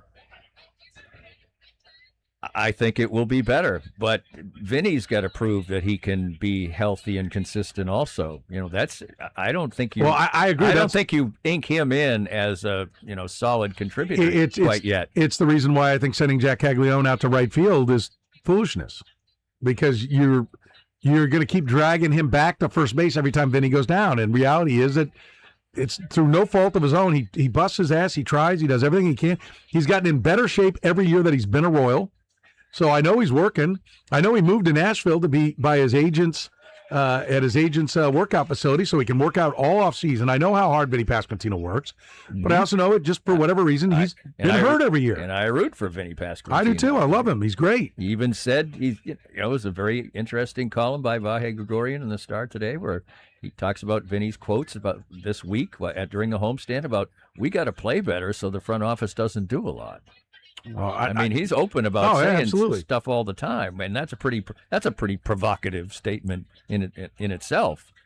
Because I'm not so sure that a nice run here at the end of the year is necessarily a great thing for the future of the team. Yeah, Pasquantino is the first jersey I have bought since Carlos Beltran, and I loved Carlos Beltran. Right, I love talking to him at the cages, and. Timing's different. I'm not out there as much as I was back in those days, so I don't know these guys as well as I did Carlos back in those days. But Vinny's great. Everything about him. I mean, I hope he. One of the reasons. Listen, let's not beat around the bush. Somebody needs to tell Salvador Perez he's the backup catcher. Right. And stop playing him at DH. There's nothing about his hitting numbers that say he should be DHing or playing first base. None. And they keep trying to make a statement that leads just like with Andy Reid being 38. His age, there's no history that when he starts going down, if he was still playing at a high level, okay, he's Carlton Fisk. He's been somewhat Fisk-esque in the sense that his power has remained beyond an age that it normally would. So you ride it as long as you can. But when it goes south, it's done. And that's where he's at right now. Right, and this week, J.J. Piccolo was saying, if we can have a catcher who still can hit 16 to 20 home runs, that's good production. Well, that's kind of all he's done this year. So, I mean, it's good for his age. And catchers, there's not many good hitting catchers in baseball still these days. So, I mean, it's not like he's dreadful as an offensive catcher, because he hits the ball over the wall occasionally. Well, and part of the reason they keep him around is because they have no other right-handed bats. Right. They have Bobby and him. Right. And the other part that's a problem for Salvador, even when he was far more productive, he's just dead weight sometimes for 3 weeks at a time. Just automatic out. That's the one thing I'm thinking about Jack Caglione. I want to see the next adjustment to their adjustments, because he was like a full year into the major leagues basically, and I think the pitchers would say, "Oh, I could get this guy out. I just throw him high fastballs. Yeah, he's not going to do anything." Well, we know that there are a lot of pitchers that are dumb, because all you got to do is make Salvi go fishing outside, and you can get him out. Right. So I think I don't think Salvi can keep from swinging 4 times in 7 pitches. So I don't think you ever have to throw the man a strike. Right. So I think that now they're like, oh my God, he hit that pitch. So then they're going to treat him like a real bona fide hitter, not a guy that I know how to get this guy out. I'm going to strike him out 3 times tonight. When he goes home run off, did he homer off Skubal, Curtis? I think he homered off Skubal. That sounds right. Yeah. Homered off Skubal when he was with Skubal with the Dodgers, and he's homered off some other lefties, and I'm like, okay, that's when I went, this is a star in the making. I guess that's the point I'm getting to right now. I need to see that like a second cycle through, because I think Skubal was like, this guy's an automatic out against me. I'll just hump it in there and I'll get him out. That could be. And then we'll see now. Now he'll treat him differently. He'll probably maybe throw him 1 fastball per at bat or something, throw his other stuff, his slider and whatever. So that's all I'm looking for. I like what I see. So you would not give him the big contract now? Not right now, no. I would. I wouldn't. He's never going to be cheaper. Depends on the contract. And part of it is, I don't think you have a choice. I mean, are you going to give... It doesn't work. If you're J.J. Piccolo, if he doesn't work, you're getting fired anyway. So you might as well pay him. I wouldn't pay... I'd pay him something that was like, one of the lower end position player lengthy ones. That's real good money for them, but not like, oh, this is generational money. No, I wouldn't do that. You're the Royals. If you're Caglione, would you take it, or would you bet on yourself? Like for me, I'd probably still bet. If I'm him and I'm in his shoes and I've done what I've done most of my life, spare a year, basically. Not even a year, it's a few months. Almost close to a baseball year. Well, he was raking in the minors before he came up last year. Right, but until he started hitting, really hitting, which is what? Okay, I see what you're saying. The 6 beginning weeks of ago, this year. yeah. So I'd probably bet on myself. Yes. Yeah, if it doesn't get done, I'd like to believe it's because he said no, not because they didn't try. Yeah, I would. Well, you would because you're not there yet. I'm there with him that he is going to be. I would talk about a contract, but I'd probably be offering him something he would turn down. I think it's a fair question to ask who will have a higher OPS in 2 years, him or Bobby? Yeah. I think that's a fair question. It's a question we hope is answered Caglione because Bobby's got so much more else to offer. Caglione is passing him. I don't expect Bobby Witt to be running out there with a 730 OPS, although he's borderline just over 800. But he's hot now again. Yeah, he's getting hot, and that's where I wonder where it might end up at 880 before it's done because this is the time when he, when he gets hot. Yeah. He can. Yeah, he pulled home run yesterday, so he's MVP. Yeah. So if Caglione is a better OPS player than Witt Jr., then that's good business for the Royals because I expect him to at least be an 800 OPS player. Yeah. All right, let's take a break. Curtis Seawold out at the Advent Health Championship. You can get your tickets by going to adventhealthchampionship.com. Danny Klinkskill, brought to you by our friends at Easton Roofing. They do gutters, full gutter systems, gutter protection, including commercial and residential, standard aluminum, copper, specialty gutters like half-round gutters, 4 different gutter cover options to fit any budget. No more climbing ladders every fall. Help protect your foundation, siding, and landscaping. Custom fit and professionally installed. Easton Roofing has you covered even when it comes to the gutters. Find them online at eastonroofing.com. The program with Soren Petro. Curtis. Yeah. Oh, what a great question, Curtis. Tiddlywinks on a Friday. Love it. Weekdays from 2 to 6 on Sports Radio 810 WHB. We're talking about some football tomorrow. How would you like to be able to sit back and enjoy some football out on your new deck or patio or screened-in porch? All-weather decks can make that dream come true. I know, because they made our dream come true. Going out on the porch and watching a game is one of my favorite things to do, and I can do it because All Weather Decks built us a great outdoor living space. 24-time winner of the Angie Super Service Award, A+ rating with the Better Business Bureau. Go to allweatherdecks.net. Check out those photos of finished projects. You'll see how great their work is. You can even get an estimate going online right now at allweatherdecks.net. And you're only about 6 or 7 weeks away from getting the project started. That's right. Basically, all they need is the permits. If the permits can get to them faster, they'll start the job faster. So they start sooner than anybody else, finish faster than anybody else, and most importantly, build it better than anyone else. Take a look at all the awards they've won. You can see that as well at allweatherdecks.net, right? Schedule a free consultation today. Call 913-206-1974. Tell them you heard about it right here on Sports Radio 810 WHB. Tell them Petro sent you. Tell them you want your ultimate football setup to watch some games outside or make it your pre and post headquarters. There's nothing better than getting together outside around game day, and All Weather Decks can make it happen. So don't wait. Go right now to allweatherdecks.net. That's allweatherdecks.net and relax. Hey, I'm Brian Sight. And I'm Zachary Sight. And when you've been in the automotive business as long as our family has, you learn something pretty important. Selling the vehicle is only the beginning. At Bob Sight Auto Group, we want to be the place you turn to for every automotive need. Whether you're shopping for Ford, Honda, Kia, Chrysler, Dodge, Jeep, or Ram, our teams are here to help you find what's right for you without making it complicated. And once it's in your driveway, we're still here. Our factory-trained technicians can handle everything from everyday maintenance to the service your vehicle needs.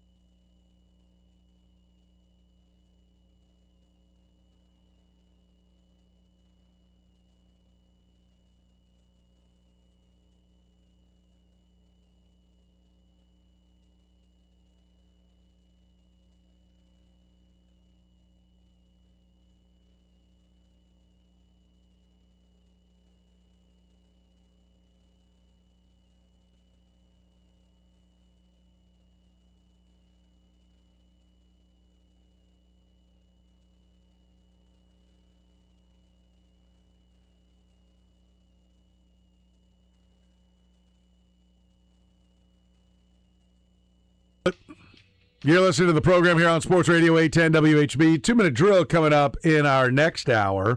Curtis Seabolt live at the Advent Health Championship. You can get your tickets to that. AdventHealthChampionship.com. Danny Klinkscale in studio. Danny Unleashed, brought to you by our friends at Easton Roofing, Kansas City's best, whether it's commercial or residential. Easton Roofing has you covered. The entire metro, including Lawrence and Topeka. Go to EastonRoofing.com. A lot of hail, a lot of storms this year, and inspections are free. Estimates are free with Easton Roofing. They know how to handle the insurance part of the equation, which a lot of companies don't. Don't go with somebody knocking on your door, and don't go with somebody who's just going to tell you, oh, it's all covered with insurance. It's all easy. It's not easy, and that's why you need somebody with integrity. That's why you go to Easton Roofing. The only folks I'll have on my roof are Easton Roofing. Find them online at eastonroofing.com. Danny, I want you to hear 6th District Councilman Jonathan Duncan. He was one of the 2 that voted no on the stadium yesterday.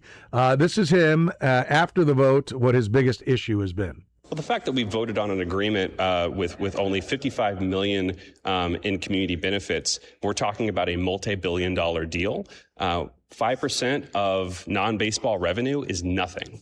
So again, the city is putting up 60% of the costs of the stadium, and we are receiving $55 million over 40 years in return.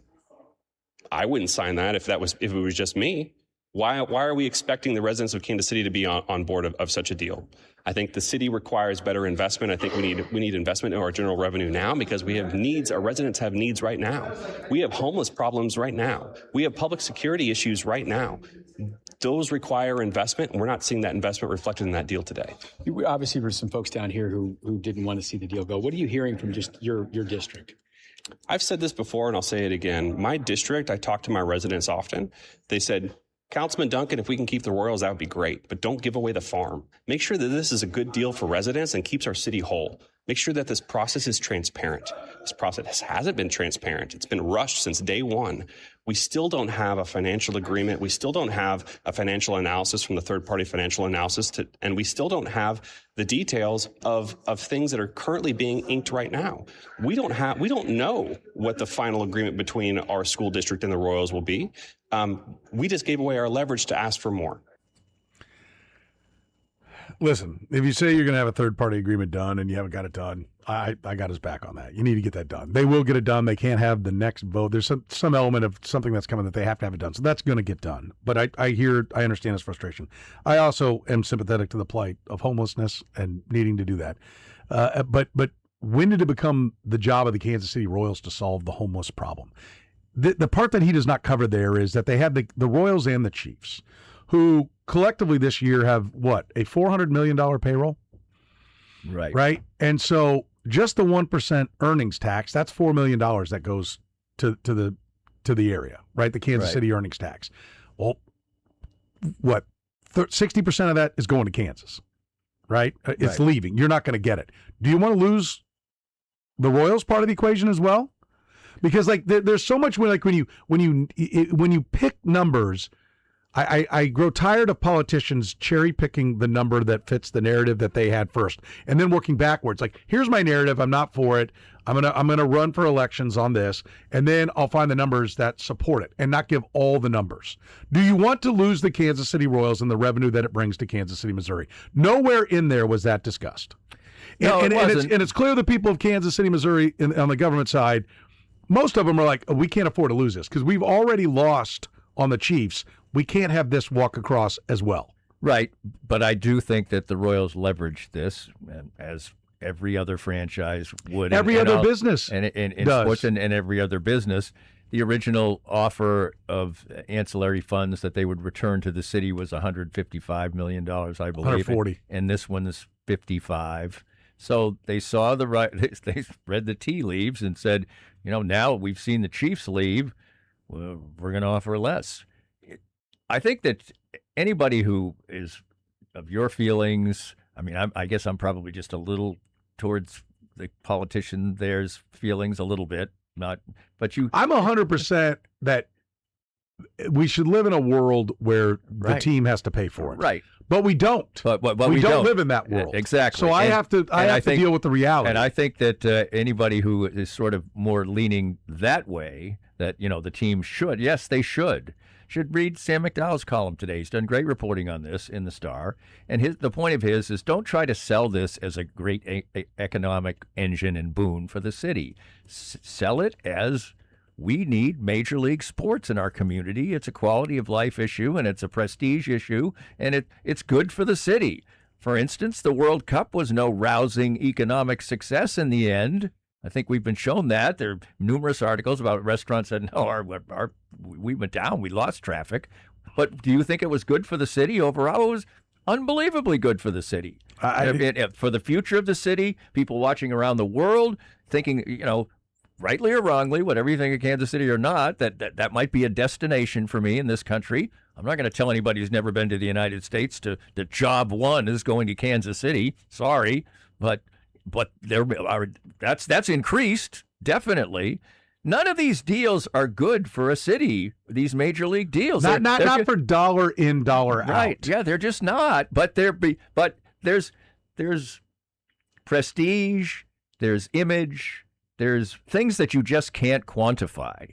And that's all built in. Would we all? Yes, these things are, selling hand over fist. The Minnesota Timberwolves just sold for $5 billion today. The Timberwolves. I mean, these franchises are worth so much. It's an unbelievable business. Yes, they should pay more, but it's not the reality. As you said, it's not the landscape you're living in. It's not.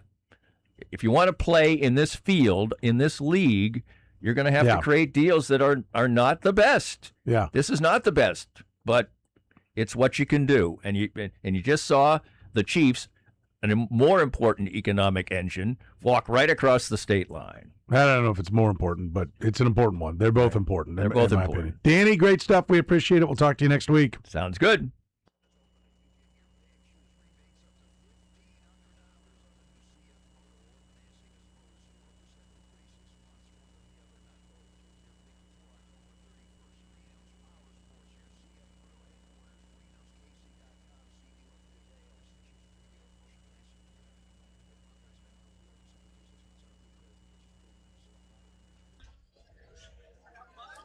All right, how many Super Bowl winning starting quarterbacks have played for 6 different teams? Brought to you by La Feta Delicatessen.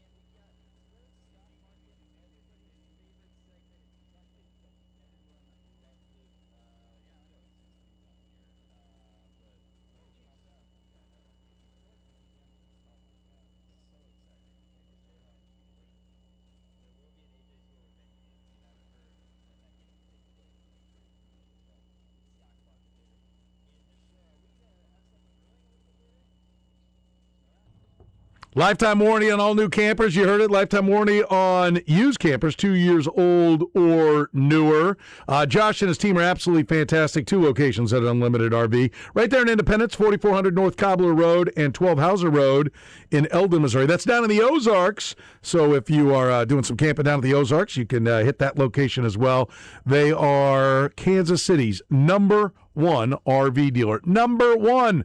For a reason. Fully transparent pricing. They do an unbelievable job. They will take care of you and your family, get you into whatever vehicle you are looking for. Top 50 RV dealer in the country 4 years in a row. Go see Josh and the guys and gals at Unlimited RV. You'll have a great buying experience. You'll get a great vehicle. And plus, they even when it comes to servicing that vehicle, they've got the only mobile service unit in Kansas City. That's right. They can do certified warranty work with their mobile unit. That means they come to you, manufacturer quality warranty work. They can do it with their mobile service vehicle, that they come out and do the work for you. So you get the best company standing behind you and the best deal on an RV right now at Unlimited RV. Go to unlimitedrv.com. All right, let's get things started. We begin in Oklahoma City. Our man Mark Rogers, WWLS, the sports animal in OKC, is up first. Mark, how are you, buddy? I'm doing great. Listen, I specifically asked for you to be on today. I know we had you on not too long ago, but I was like, get Rogers on because I want to know what the reaction is down there. Right. Listen, Brent Venables did a fine job. He's had 2 10-win seasons. He's also had 2 losing seasons as the head coach of the Oklahoma Sooners. That's over the course of 4 years. I know he got to the playoffs. He lost in the first round of the playoffs. Did this deal have to be done? Like, was there a feeling that if we don't give $10.5 million a year to Brent Venables, he is going to be gone? Well, this is really an interesting situation because the last time they gave him the extension, the next season was 6 and 7, and then so it just became, how could you give him this extension? He's got to win this year. You're going to pay a buyout, all those type of things. And so I found it odd that they did this. But Roger Denny, the new AD, before he came to Oklahoma and before he went to Illinois, he was involved in his primary role in his law firm was executive compensation.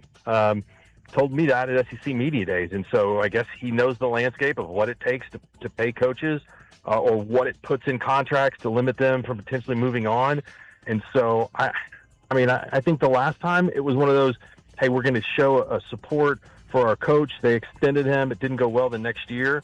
But the timing on this is really, really weird. I don't think it was to keep him away from another job, but apparently OU's gone from a program that was really frugal under Joe Castiglione to now it's like the Penn Square Bank days here in the 80s, which books have been written about and movies have been made, but there's a lot of money flowing around. My recollection is right. He was already under contract through 29, right? This just adds 30 and 31, correct?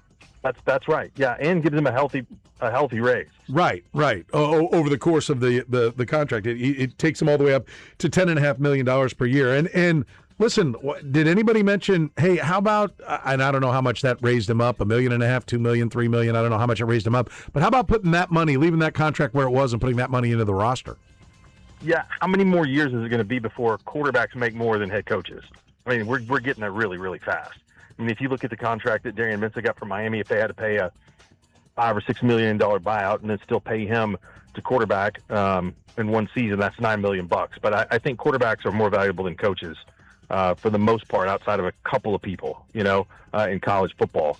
So the whole sport is just crazy right now and out of whack. But there was no real impetus to do this, I don't think, for Brent.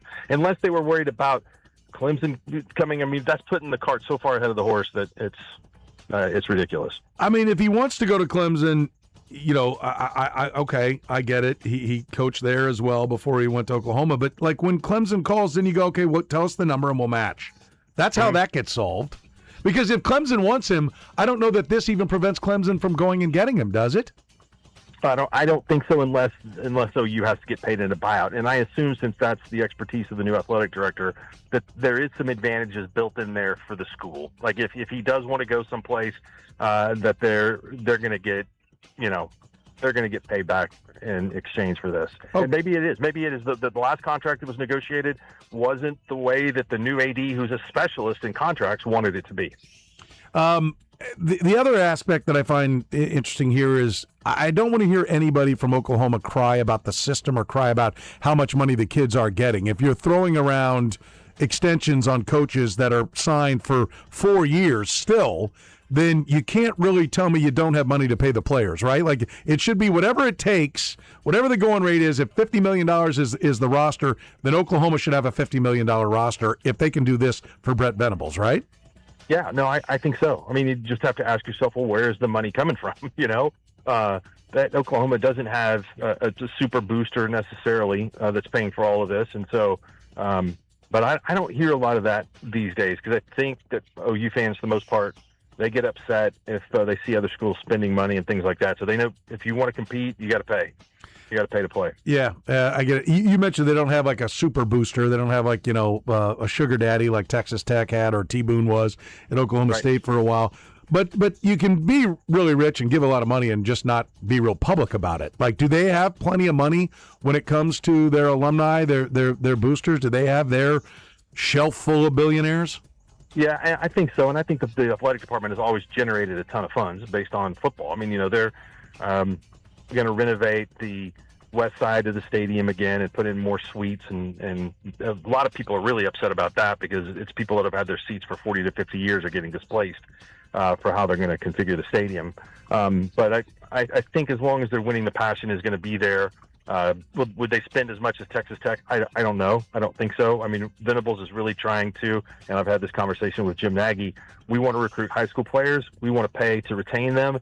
Then we want to go to the portal to try to patch things where we have needs. And so I think maybe that costs a little less than, say, a Texas approach of, we the best running back and the best wide receiver and one of the best tackles in the portal. We just got to go pay him to get him. You mentioned the stadium. A buddy of mine was telling me about that last night. He went to OU and was trying to explain to me what all was going on. What is this going to do?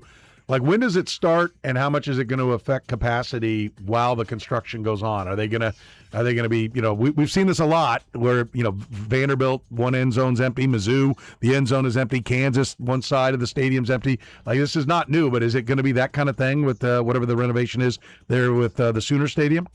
I think they're going to try to make it as good as possible, because it's the west side of the stadium, which is kind of has always been where the home crowd sits. It's the larger side before they built onto the east side here not too long ago. But it's definitely, I think, will cause some disruption, but I don't think it will change the capacity by more than 5,000 or 7,500, something like that for 1 year. That would be all. Okay. All right. Coach Butcher keeps trying to get a new press box, but they said that's not happening anytime soon. So no, the press box. If you want to go back in time to the 60s or the 50s, you just come to an OU game and set the press box. I did hear that it's the worst. It's the worst Power 4 press box out there. Is that right? Yeah, it probably is. I mean, the elevator, it'll probably give you a little bit of anxiety, the way that it bounces when it gets to one of the floors. Yeah, it's not good. Okay. All right. I want to ask about the basketball team as well. Porter Moser, I think for some people, surprised that he's still there, but my understanding is the reason he's still there is because Oklahoma themselves would admit they're not giving him any money to put into the roster. They are supposedly going to give him more cash. That he gets maybe one of the best big men left out there. Villanova transfer Duke Brennan is number one. Is that accurate? What I've been told, that he's going to have more money. They think he can coach, but they've just underfunded him. And do we think it's going to be different this year? Well, yeah, 2 of these 22 transfers that they have, and so we'll see exactly how that plays out. I would assume that. I don't know. I mean, that this ruling that we had today will change a little bit of that. Just ask Porter. I mean, he's the one telling everybody he hasn't had enough money. And I still see that the roster it's not a top half of the SEC roster. I mean, some of the schools in the SEC have just been incredible. LSU, who knows what they're doing with their roster. I think that it's only got 4 or 5 players on it. But it's going to be an uphill climb for OU in basketball next year. They have no better forecast to me than they've had in any of the previous years under Porter, even though they probably have better players, but the competition around them is still really good. Okay. Yeah, they got better, but so did everybody around them. All right. We'll see how that plays out. Mark Rogers in Oklahoma City. Great stuff, buddy. We appreciate it. Have yourself a fantastic weekend, my friend. You too. Sounds good. Talk to you soon. This is where you find Andy Sweeney, ESPN 680 in Louisville, Kentucky. Andy, how are you, sir? Hey, Seren, what's going on, man? Happy Friday. What's up? We're talking college athletics, which means we're talking a courtroom, right? That's where we Yep. That's where we live right now. If you want to cover college sports, make sure you have a law degree because you're going to need it.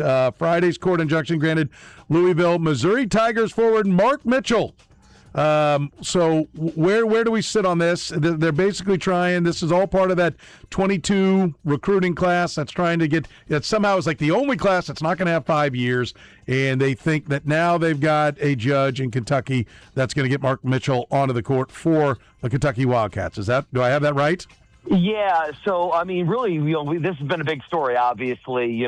Football is right around the corner. We're a couple weeks away, but basketball, always seems to be front seat occasionally. So, yeah, what happened today, in the Colorado case, that was the nationwide lawsuit, Seren. I don't know how much you guys have talked about this today. And so it has affected some players. But the other side of this is if you weren't under the nationwide, the Colorado case, you went to a state. You went to, a particular state, and you got eligible that way. That's what happened with Mark Mitchell. Mark Mitchell went straight to the source. He wants to play at Kentucky. Kentucky wants him to play there in Lexington. And so he went to the state of Kentucky. He went to Jefferson County here in Louisville and filed there along with other players, including, remember Florida State's quarterback last year, Castellanos, who probably is going to end up at Texas Tech.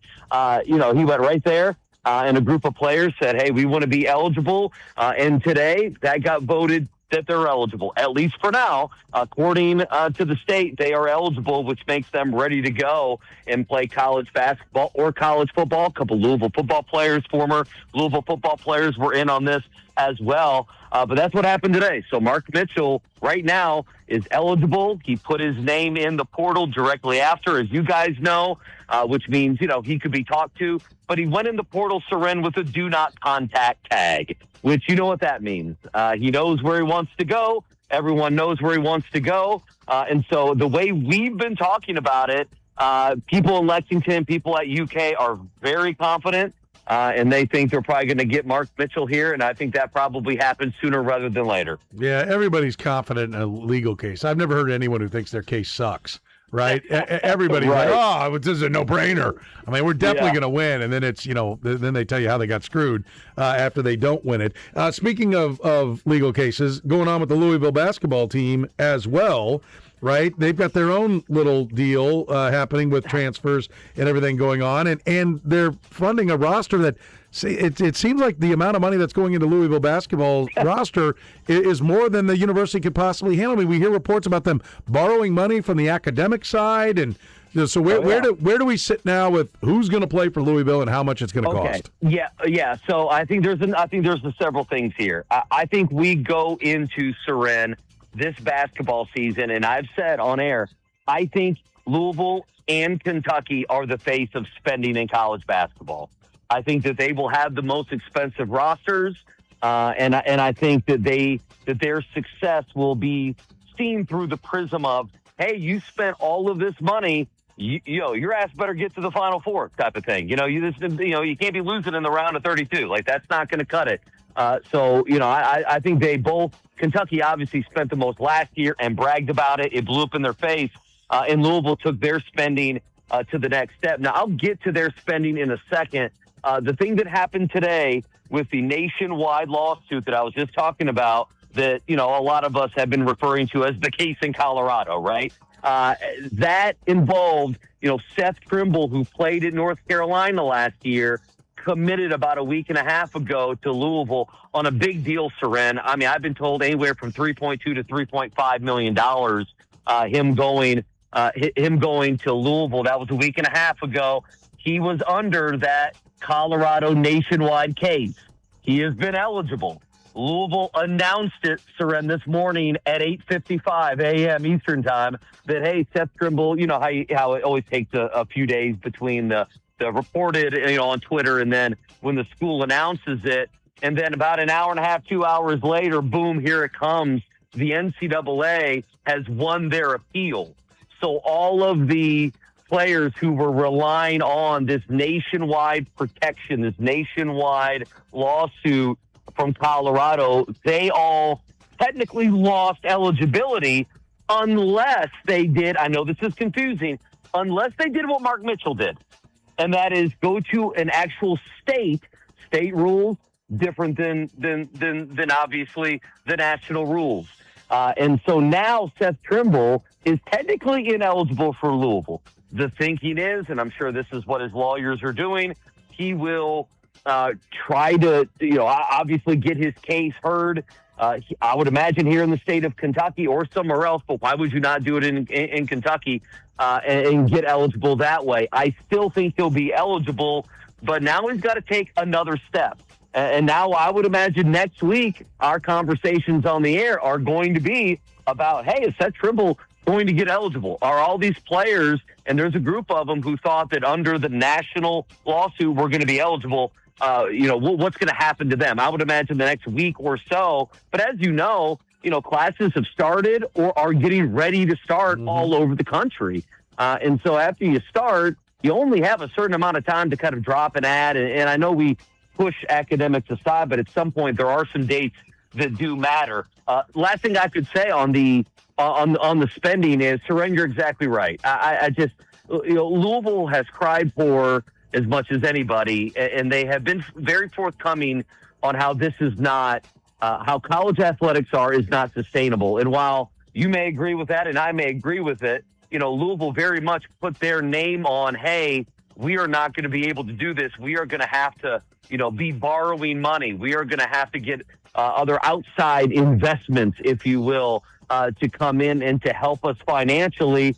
And so instead of not spending and trying to figure things out, they have done the opposite. They have said, we understand we're going to be broke. We understand we're going to have to borrow money, but the only way to try to dig ourselves out is to win. You got to spend money to make money. That is what Louisville is trying to do. And so they have walked this line. They had an Oklahoma guy on before me. Oklahoma ain't giving money to basketball. Me and you know that. They're giving it to football.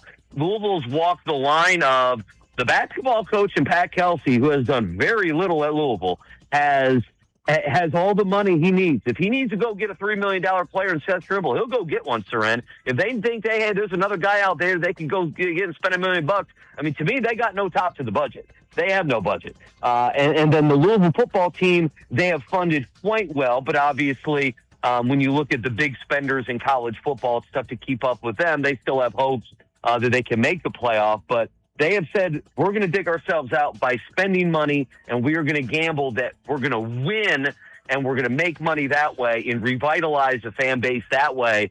And that's how we're going to try to make money. And they're hoping that obviously Congress saves them. And that didn't happen, obviously, in the last month or two. Yeah, it's always best to wait on the government to come save you. Because, I mean, they do a great job of that. I'm looking forward to when they come in on that white horse and make it all happen. That'll be great. Yeah. Which, by the way, I love that all the money's there for the basketball program. And it's the football program that's 24 in the AP poll. So there are some expectations for Louisville football. Will Stein's in his first year at Kentucky. Are there any expectations for Kentucky in his first year? Boy, I tell you what, no. I mean, they're relatively low. I mean, he had to replace everything. I mean, he had to replace everything at the end of the Mark Stoops era. Mark Stoops is he's in Austin at Texas right now. Mark Stoops did a fair job, above average job at Kentucky. The last couple years, Seren, they just got caught with their pants down on NIL. They were far behind on NIL. They had an athletic director that was kind of sketchy on NIL as well. And just they weren't on the cutting edge on the football side like they were the basketball side. And so I think Will Stein has done a good job correcting that. I think Will Stein will bring competent offense. I mean, Mark Stoops could not get along with an offensive coordinator not named Liam Cohen or a quarterback not named Will Levis. And it's just been a mess. Their offense has been embarrassing for a number of seasons. So I think Will Stein will bring competency, a pretty good coaching staff, advanced NIL. He has already gone out and in the high school ranks, and he's done a very good job already. I expect them to have a very good class. He hit the portal pretty hard, but we'll see. They have a quarterback there who came from Notre Dame, who hasn't played a lot. They have, they have a strong offensive line. I don't love their wide receivers. They're over under 4.5. If they could get to a bowl game, I think Will Stein would be in the top 3 or 4 in the conference of Coach of the Year. I really do. Okay. We'll see if it works out that way. Andy Sweeney, great stuff there in Louisville, Kentucky. We appreciate it, buddy. Have yourself a great weekend. Yeah, you too, man. Take care. I'm living on the air in Cincinnati. That's right. Mo Egger, ESPN 1530 in Cincinnati, Ohio is next. Mo, how are you, sir? Fred, I'm good, man. How are you? Better than the Reds. The free fall continues. Injuries racking up. Tommy John surgery for Hunter Green. Dropping fly balls to lose games. Like, this season went horribly wrong, didn't it? I think it's the most miserable season the Reds have had in quite some time, and that's saying something for a franchise that hasn't advanced in the postseason in over 3 decades and has spent most of the 21st century losing. I think relative to everybody's expectations, relative to, I think, the talent they thought, and I think a lot of fans thought they've had, and just the way the season has gone, it's been tough to watch. It's been tough to talk about. It's been really off-putting, and it has just added to the toxicity that exists, I think, between the team and a lot of people who want to love the team but feel sort of alienated by the way this season has unfolded and, frankly, the way the last 3 decades have unfolded. Is it just bad luck this year, or, because there were expectations? Is it like, okay, some things went wrong, injuries, a couple of guys maybe had backslides, but the core is ready to go and be a contender next year? Or no, is it you look at it and go, okay, they're still not there. They need to tear it down before they build it up? Well, they do have a core. The core is not as big as it should be, and it's not as big as it would be if Hunter Green were healthy, but I think a lot of GMs would love to build around Ellie De La Cruz and Sal Stewart and Chase Burns and, Andrew Abbott, some of the pitchers they have. But they've been let down by a lot of guys that I think they thought by now would be really good established regulars like Matt McClain. They've done some mystifying things like trading for Key Brian Hayes at third base, a guy who can't hit, a guy who has a bad back, a guy who's got a contract for the rest of the decade. That hasn't made any sense. I put it this way. They don't do anything well, right? They don't have any organizational identity. They obviously don't spend the most money. They're not great at free agency. They're not awesome at flipping, established players for younger guys who give them years of production. They're not awesome on the international market. They're not great at drafting. I could tell you what the Milwaukee Brewers are good at. I could tell you what the Tampa Bay Rays are good at. I think I know what the Cleveland Guardians organization is good at. I know what the St. Louis Cardinals historically have been good at. I can't tell you what the Reds are good at. And that's, I say it all the time here, that the baseball organization that's good at everything but baseball, all the ballpark stuff is great. The Hall of Fame is great. The community relations are great. Just from a baseball perspective, there's nothing as a fan that you can hang your hat on. And so, you could say, well, this year it's been bad luck. Or this year 1 or 2 players have underperformed and it's helped sink the season. Fine. What about the previous 30? They're going to finish in either 4th or 5th place. They haven't finished higher than 3rd since 2012. They haven't won 90-plus games in the season since 2013. They haven't won a division since 2012. And they haven't advanced from the postseason since 1995. And so, you could say, well, this season, boy, it's bad luck. Go get them next year. How do you trust the people who run this organization to be able to do that when they haven't been able to do it for a very long time? Yeah. No, I get it. It's been rough for Reds fans. Bengals have had more success, but lately have disappointed as well. I heard Joe Burrow was asked make or break season. He didn't seem to run from that. I get it, and we can talk about that, but they'll go ahead and play in 27 as well. But is it make or break for Zach Taylor? Is it make or break for Joe Burrow in Cincinnati? What are the stakes this year?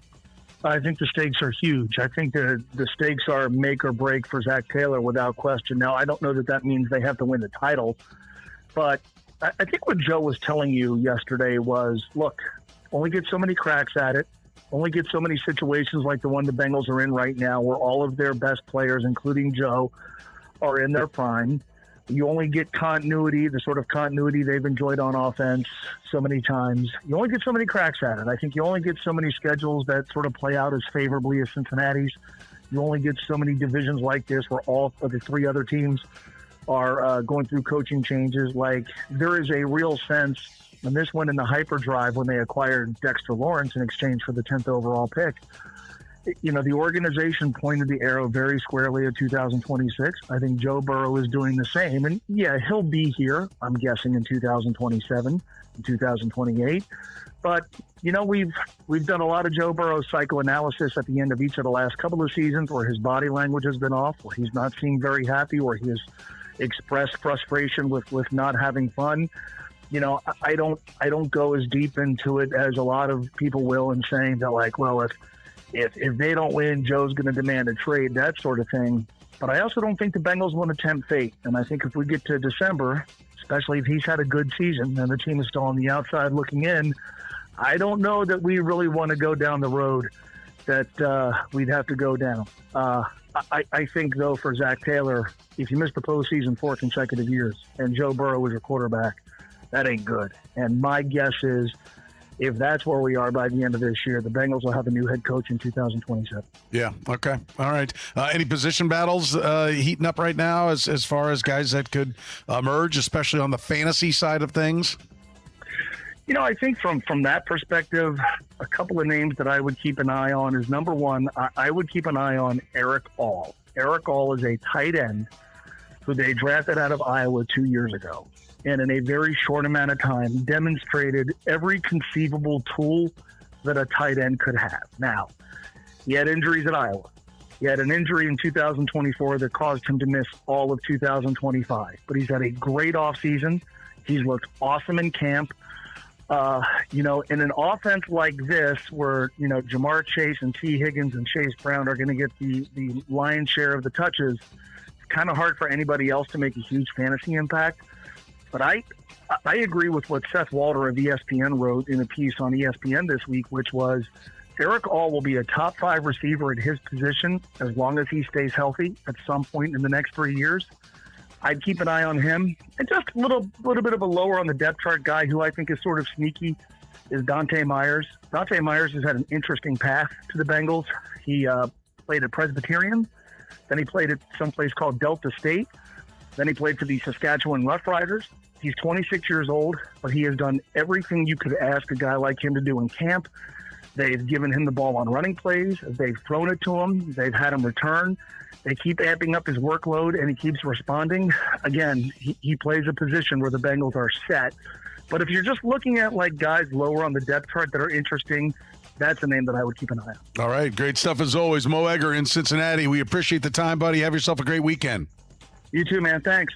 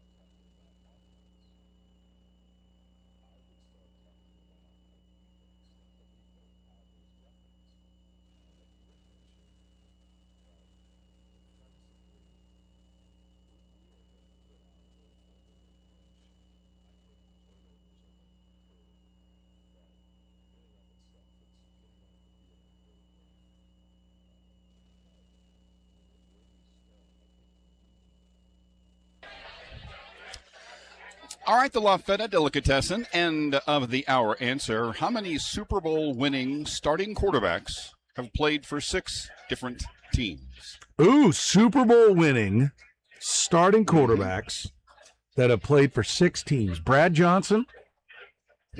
No, he didn't play for 6. Trent Dilfer? I'm assuming we're talking about the humps here. Trent Dilfer? No. There aren't. Yeah, there's one guy who might be been borderline Hall of Fame bound. Sam Darnold? Probably not.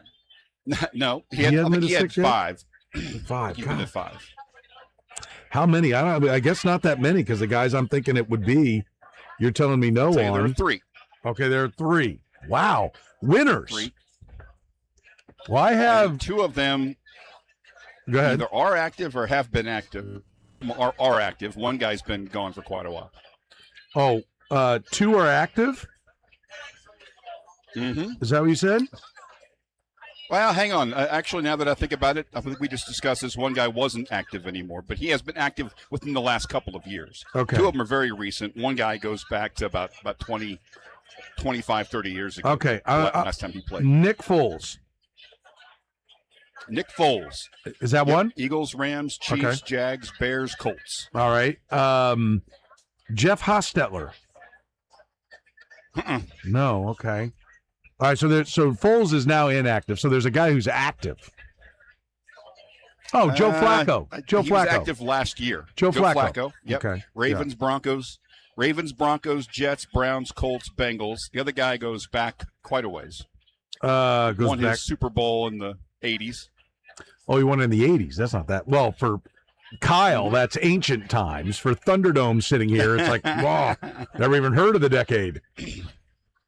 But for you and I, it's like, oh, what's in our wheelhouse? The 80s. Won it in the 80s. Let's see. Well, I could cheat here. Jim Plunkett. What? He was 80. Well, the 80 Super Bowl was Bradshaw, and then the 80 season was Plunkett. 81 was Niners, right? 82 was not Joe Montana. 82 was the Commanders, right? Joe Theismann. Yep, Theismann. 83 was back to the Raiders with Plunkett. 84 was the Niners with Montana. 85 was the Bears with McMahon. McMahon played for Packers, Bears, Chargers are all I think McMahon had.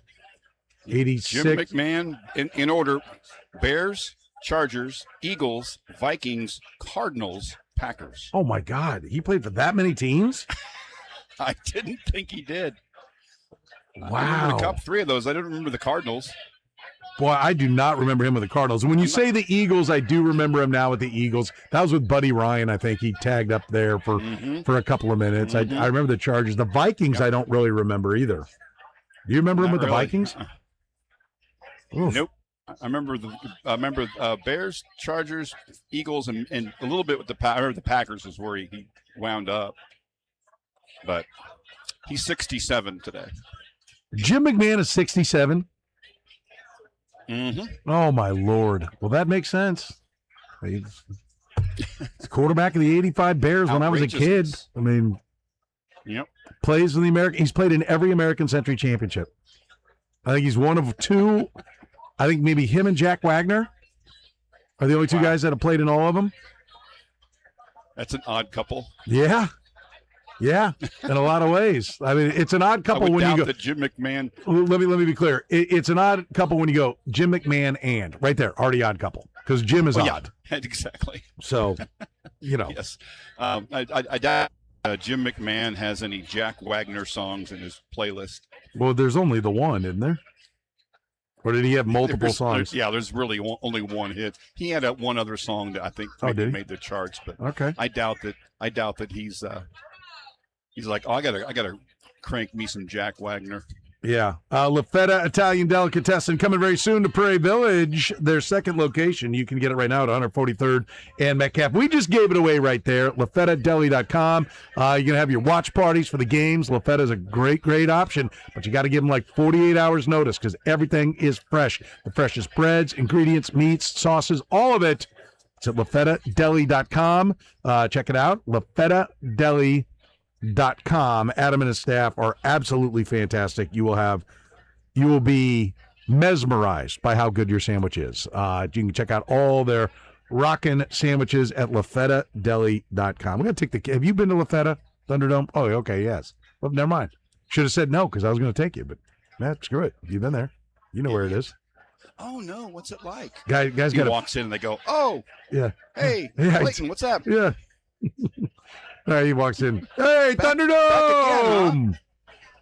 He walks in and they go, He's 2 like, men enter. One man leaves. It's Thunderdome. And he's like, yeah, Ixnay on the Underdome thing. Yeah, I don't even remember how did we arrive at Thunderdome? What? Yeah, good. Ransom, last name. And then Ransom, yeah. Oh, and then Mel Gibson, right? Mel Gibson. That's right. Last name's Ransom, and then Mel Gibson was in Ransom, but Mel Gibson was in Thunderdome. So it made there it is. It makes all the sense in the world. Clear link, yeah. That sounded, in my head, that made sense that day, but boy, that's dumb. Now that I look back on how we arrived there. A lot of our intern nicknames are, well, maybe not a lot, but more than a couple. We're like, how did we get to that again? Yeah. Oh, that's right. Now, some of them are easy. Some of them are like, what? Boy, sometimes, I'm sorry for you interns out there if I don't remember you, but I get a text right now from somebody sometimes be like, hey, blah, blah, blah. And I'm like, no idea. Who are you? Oh, I'm so-and-so. Didn't help. Say a little, if you're going to be an intern here, say something sometime, Yeah. Like Thunderdome's one of the better ones. He knows when to talk, when not to. Don't talk all the time. Then you're a jackass. But you need to say something so that we remember you. Some poor kid sent me a text, and I'm like, Curtis, didn't I show it to you? I'm like, any idea on this? Who is this? Yeah. Like, nope. I'm not sure I knew. One of the great things about Thunderdome is that I'll be sitting there, and he'll come in, kind of nod, hey, put his stuff down, sit down, start working, and he might be there 20 minutes before either one of us says a word. Yeah, well. That you're the greatest intern ever. I appreciate it, Curtis. Whiskey's that way too. Yeah. We've had some good ones this year. iPhone wasn't bad either. He wasn't. iPhone teeters on the brink of like being like, who are you? Because he didn't say much. And then we put a mic in front of him, blah, blah, blah, blah, blah, blah, blah. He wouldn't shut up. Give him a microphone and bring up Kansas State basketball, and that guy will go. He will go. Yes, absolutely. He was a good intern, too. We had a good class this year. Yeah. I would like to point out that our tree is quite fertile. We got some people. Ari Tempkin, Big 12 Network, Brian Haney, voice of the Jayhawks. Mm-hmm. We got Senate Rockers, big time attorney. Wised up and got out of the business. You know what I'm saying? We got a lot of guys in that category. Chucky Kemp does play-by-play for ESPN. Yes. I'm sure we're forgetting some, but we've forgotten most of them. Who are we kidding? Yeah, the smart ones are the ones that ain't in the biz no more. I haven't forgotten any of them. Yeah, really, the really successful ones that aren't in. I've forgotten. I'm just kidding. I started. By the way, Curtis is at the Advent Health Championship. You can get your tickets AdventHealthChampionship.com. Great spot all weekend long. Playing high level golf. The Korn Ferry Tour is here. And it is a great event. I encourage you to go out there and support it. You'll have a great time. It's very affordable. You can even get some of those hospitality tents for a great price as well. Go to AdventHealthChampionship.com.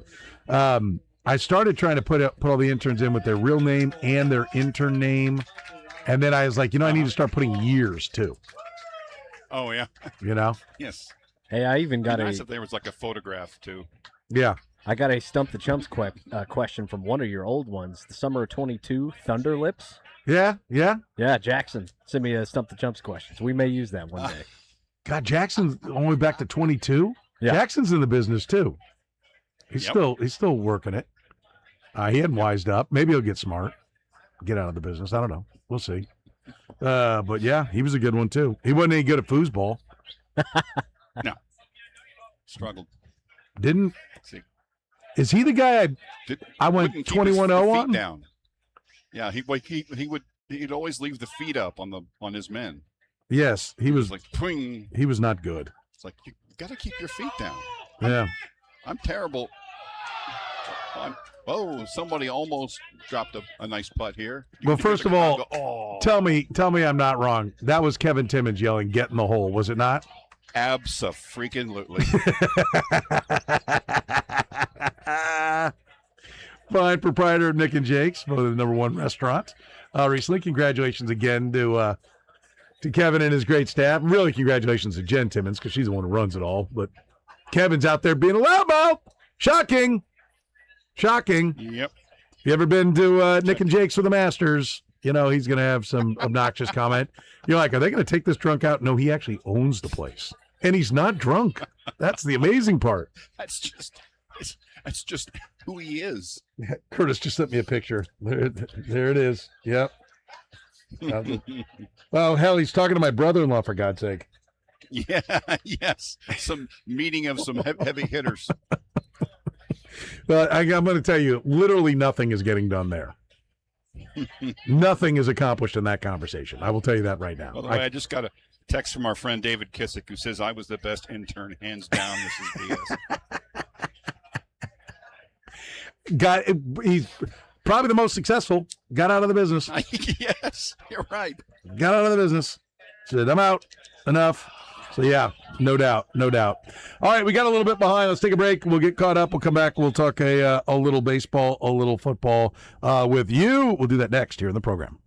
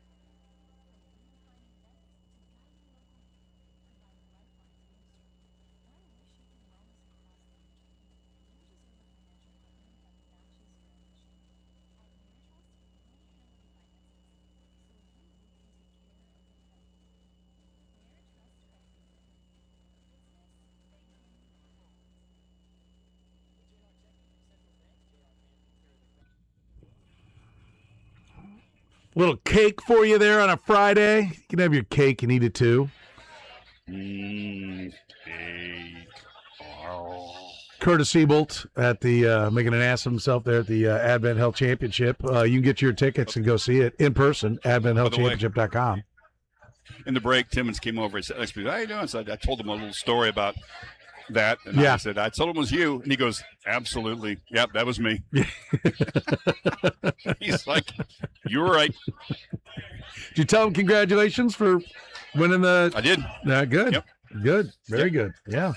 Congratulations to all of them. They do a great job over there at Nick and Jake's. Coming up in our next hour, we're going to talk to Aaron Schatz. We went through the Chiefs, where they, have them ranked 11th with where they rank by quarterback, by roster, all roster, minus the quarterback, head coach, and then front office.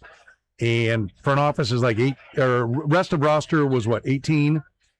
Non-quarterback. Quarterback was quarterback was 1. And then, and this is on the future Coaching for what was it'll be the 12? next 3 years. Yeah. Coaching was 12 or 13. I think it was 12, and then front office was 13. Was if I remember 13? correctly. Yeah. That better be a wake-up call. What do you want to see? I asked Danny this. What do you want to see from the preseason game? He wants a pass rush. That's off the board. I agree. That was number one with what we talked about today on our Red Golden Bowl podcast, Jeff Chadilla and Sam McDowell and myself. Number one was the pass rush. Give me something other than the pass rush you want to see on this preseason game. I want to see the running backs. I want to see how they use Walker and Johnson. I want to see a little more on that offensive line to see who gets a lot of snaps. I still need to see some stuff from I want to see with Cyrus Allen. Okay, second game now they know you're here. I want to see a little bit more of that. I want to see how much they use Jaden Hicks. Was last week a mirage? There's a handful of things. And can anyone step up and be the number 2 tight end? Does Rashee Rice look any more ready than he? Yeah, do we even see Rashee Rice? I mean, I think that's a note. Yeah. How about Mansour Delane? Like to see him now that the yellow jersey's off. That's yours? Yeah, that's my number 1 because we haven't seen him. No, I want to see him against a guy where he's not wearing the mittens to not be handsy. Let's see how he looks against a receiver that's trying to beat him and make a name for himself. That's a big one for me. I want to see that. And you said at the tackles too. I want to see. We're going to see Jalen Moore and Khalil Benson. Let's see how they do. I think that's going to be a big one.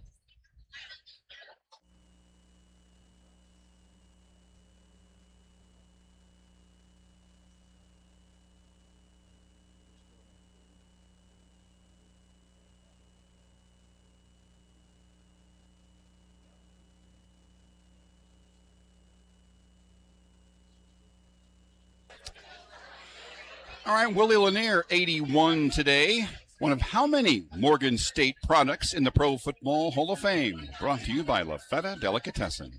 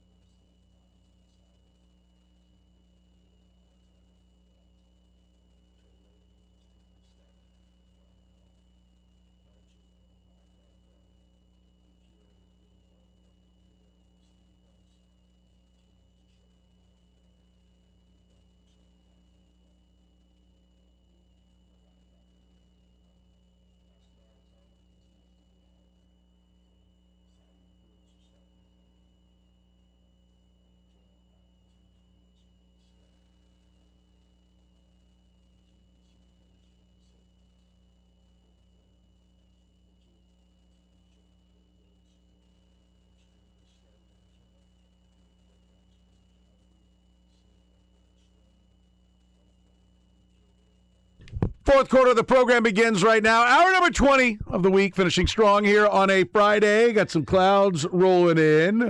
Cool things off a little bit over at the Advent Health Championship. It's where Curtis Siebold is right now. You can get tickets. Still got a little bit of golf. They're still going on. They're still out on the course right now, right, Curtis? Yep. Still on the course. You can go by this afternoon, and then, of course, Saturday and Sunday. Get your tickets. AdventHealthChampionship.com is where you can get them. Great tournament going on right now.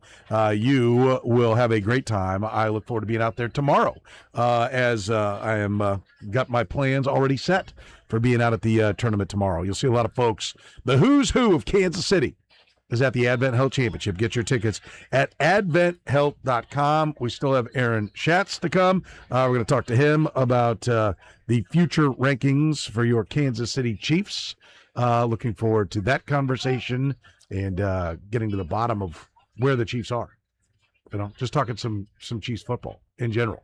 Always a good conversation with one Aaron Schatz. Yeah, he does a good job. The inventor of the DVOA. So there you have it. Not many people that you could just talk to that invented something that That's right. everyone uses, That's right. Chiefs back at it. Chiefs at Buck 6:30. You can get it on KSHB channel 41 and on ESPN Unlimited if you want to check out the Chiefs. Some of the NFL news from the day. Clint Kubiak, head coach of the Raiders, not ready to name a starting quarterback. Kirk Cousins and Fernando Mendoza. They both played last night. Mendoza sucked. Let's be honest. It's going to be Kirk Cousins, right? Yeah. They came back and won. But yeah, which is one of those weird things. I almost think if a team that's really down comes back and wins at the end, I'm like, that's definitely the team that's not good. Yeah, he said, we got another week. I don't want anyone to be comfortable in their job. It should always be that way for all positions, so let's keep going. Okay. I'll bet it's Kirk Cousins. Because Kirk Cousins didn't even play last night, right? I thought he played a little. Did he? But I was thinking he was in street clothes, but maybe I'm wrong. Maybe I'm thinking of him just standing there. Right. No, maybe I'm just thinking. Cousins sat. Yeah. Okay, that's He what I did thought. sit. Yeah. But that pick, oof. Yeah, Mendoza made a bad pick. Pick six. That was a big problem. Let me just stand there and stare down a guy right down the middle of the field. Oh, like holy cow! It gave me a nice warm fuzzy feeling. Like, oh, the Raiders got 1-1, got a quarterback, and he still might suck. I mean, it doesn't get better than that if you're a Chiefs fan, does it? Yeah. Nope. And their offensive line and defensive line are terrible, and so the fact they've got. And Max Crosby's an idiot that doesn't get it And about Max Crosby anything. wants to fight whoever Yes. whoever his teammate is on the field. Yeah, I mean he's a dunce. Like he is part of the problem. The Raiders should have just taken whatever they could have gotten, the next best offer, and been done and moved on. I'd like they're like, oh, we're talking to Max Crosby here, and like they get all giddy, and I love how chummy all the sideline reporters are during the preseason and everything. I'm like, come on, like why don't you bring up the fact that they have sucked every year he's been on that team? Everyone talks about, and Crosby and Mahomes both talk effusive praise for each other, and that the part of the reason why they have such a on the field rivalry and that back and forth is because of the respect they have for each other. Patrick Mahomes is so next level intelligent and so ahead of every single thing you could possibly be ahead of that I almost suspect that he's like, yeah, I want that guy in the league for a while because I know how to beat him. So I'm going to act like he's just great. I just respect the heck out of that guy. Yeah, I mean, plays another 10 years. Yeah, I think Max Crosby's a good football player when he's playing football, but I think he's overrated. And I think it's clear. Try something new. The bumping into guys, you're not winning. Like that's not equaling winning. So you seem to be distracting your own team more than you are the opposition. But he's a great story for a fourth-round pick, but he makes people. It's hard to get to that part of the story because of some of the other stuff. Well, and he has tattoos, so that's fun. So let's interview him all the time. Look, tattoos. He's colorful.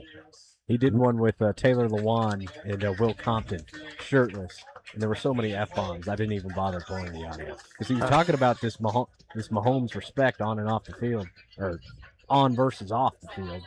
And there was an F-bomb every 4 seconds. Beep, beep, beep, beep, beep, beep, beep, beep. It's like a Richard Pryor concert. Time and a place. I mean, it's a podcast, though, right? It was on. It was an on-field. Yeah, on the field podcast at camp. Yeah, well, I mean, at least that one, it's not. Someone has to decide that they want to listen to it. It's not like here where, you got kids in the car. Seattle Seahawks wide receiver Jake Bobo went down Friday with what appears to be a serious knee injury. There go the Seahawks. They're done. Oh. Bobo got a boo-boo. Bobo was hurt during Seattle's joint practice with the Tennessee Titans while being taken to the ground near the sideline. His right knee was examined before he was carted off the field. So, yeah, good idea, those joint practices.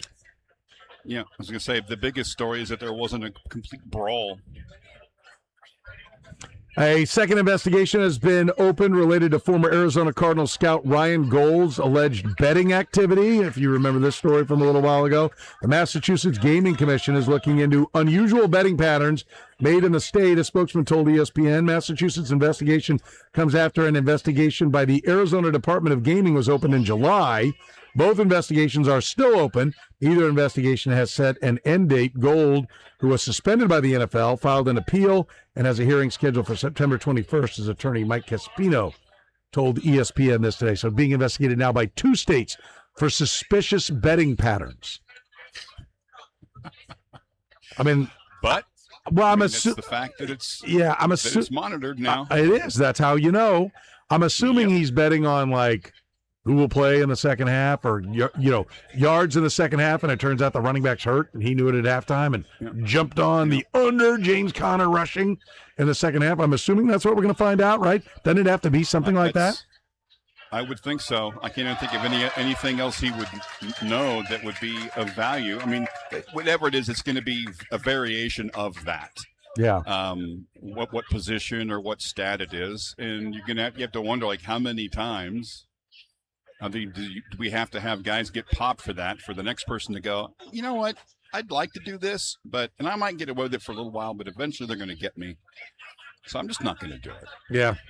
But look forward to that coming to fruition. The NCAA won an important battle Friday in their ongoing legal war to determine who should be allowed to play college sports.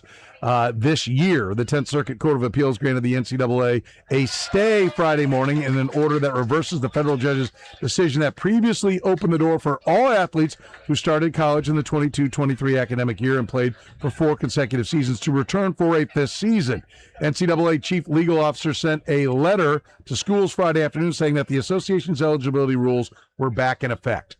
Here's what I don't get, right? This is interesting. We talked about this with Andy Sweeney during the 2-minute drill. If you missed that, Andy talked a lot about it because Kentucky and Louisville are at the heart of this. Mark Mitchell landing at Kentucky is at the heart of this. So if you want to hear about that, of course, former Missouri Tiger, you can download it on the podcast 810 app or at 810whb.com. Listen to that 4 o'clock hour where we did the 2-minute drill. Andy Sweeney talked about it. Here's my thing on this subject. Basically what has happened is because of the COVID years, everybody was getting a 5th year, right? If you participated during COVID, you got a 5th year. So everybody was getting a 5th year. And then they came up with the rule that now here moving forward, everybody gets 5 years to play 5 years, right? If you get hurt, fine, that's when you don't play. But you have 5 years. You can play all 5 years. We're not screwing around with the red shirts anymore. It's just 5 years to play 5 years. And after your 5 years are done, your eligibility is done, right? Which is why we've got people getting cut from NFL training camps and then trying to go get a check and go back to college and get paid in college, to which I'm fine with. Yeah, I mean, I think you got to have a date or they need to, if they could collectively bargain with a players association, they could say, once you leave for the draft, you're out. But they don't have that with the college players, right? So these guys are trying to get in. There's that lawsuit as well. But here's what I don't get about this part. So there's 1 year of players. The 22-23 kids are the only ones, because everybody else who's still in school is being given that 5th year. So if you're a senior and this is supposed to be your last year, congratulations. You can also play next year. So you get a 5th year. So the NCAA is, and these schools are wanting to sign these kids. So their member institutions want these kids to be able to play, mostly because they're greedy pigs and they don't really care about the rules or anything else, and they've got a chance to get a good player. They don't really care if he's 50. They don't care what he's been doing. They don't care where he came from. They want to do it. But your member institutions are fine with signing them. And so the NCAA is fighting spending money in court, tying up court time to keep 1 year of recruits in all sports from having a 5th year, when 5 years in front of them had a 5th year, and now everybody after them is going to have a 5th year. But no, we are determined that you people are not going to get a 5th year. At what point do you just look at it and go, this is incredibly blanking stupid to be fighting this? Just give them the 5th year. A year from now, it's over. Like, what is the point of the fight now? I don't understand why they're messing with this. No idea. It's like, well, we've been beaten here and here and here. We're going to get something. Gosh darn it, some kind of a win. But there's so much effort to just take one thing away, and there's so many other things that they could use their time to improve, to have to deal with all of this and everything that every move that's made costs somebody something. So I don't get it. It's almost like someone's got hurt over something, a decision. Okay, well, we lost that one, so I'm going to get something out of you guys. It's bizarre. If they weren't going to 5 years to play 5 seasons, okay, I get it, because you're like, no, listen, this was a reward for the kids who went ahead and played in COVID, right? You had to play in COVID to get the extra year. It was originally how it was said, like, hey, you're basically doing us a solid, keeping the money going on this and keeping our TV contracts, flowing, so that, we don't take $100 million bath, with all of our big athletic departments. So this is how we're going to reward you. Okay, so I understand if you're like, but you kids who came in 22, 23 didn't go through that. It was everyone who played in 20 and 21 were going to be able to have that. So I get it, except for the fact that you're now moving forward. It is like literally the state of Missouri, because marijuana is still not legal in Kansas, right? State of Missouri, it's legal. Best I can tell. Yeah, like anybody cares anymore, but technically, but it's like the state of Missouri continuing a lawsuit and paying lawyers against somebody who got arrested for possession of marijuana 5 years ago. Like, why? Mm-hmm. Why would you bother doing that? This is what the NCAA is doing, because here moving forward, the rule is 5 for 5.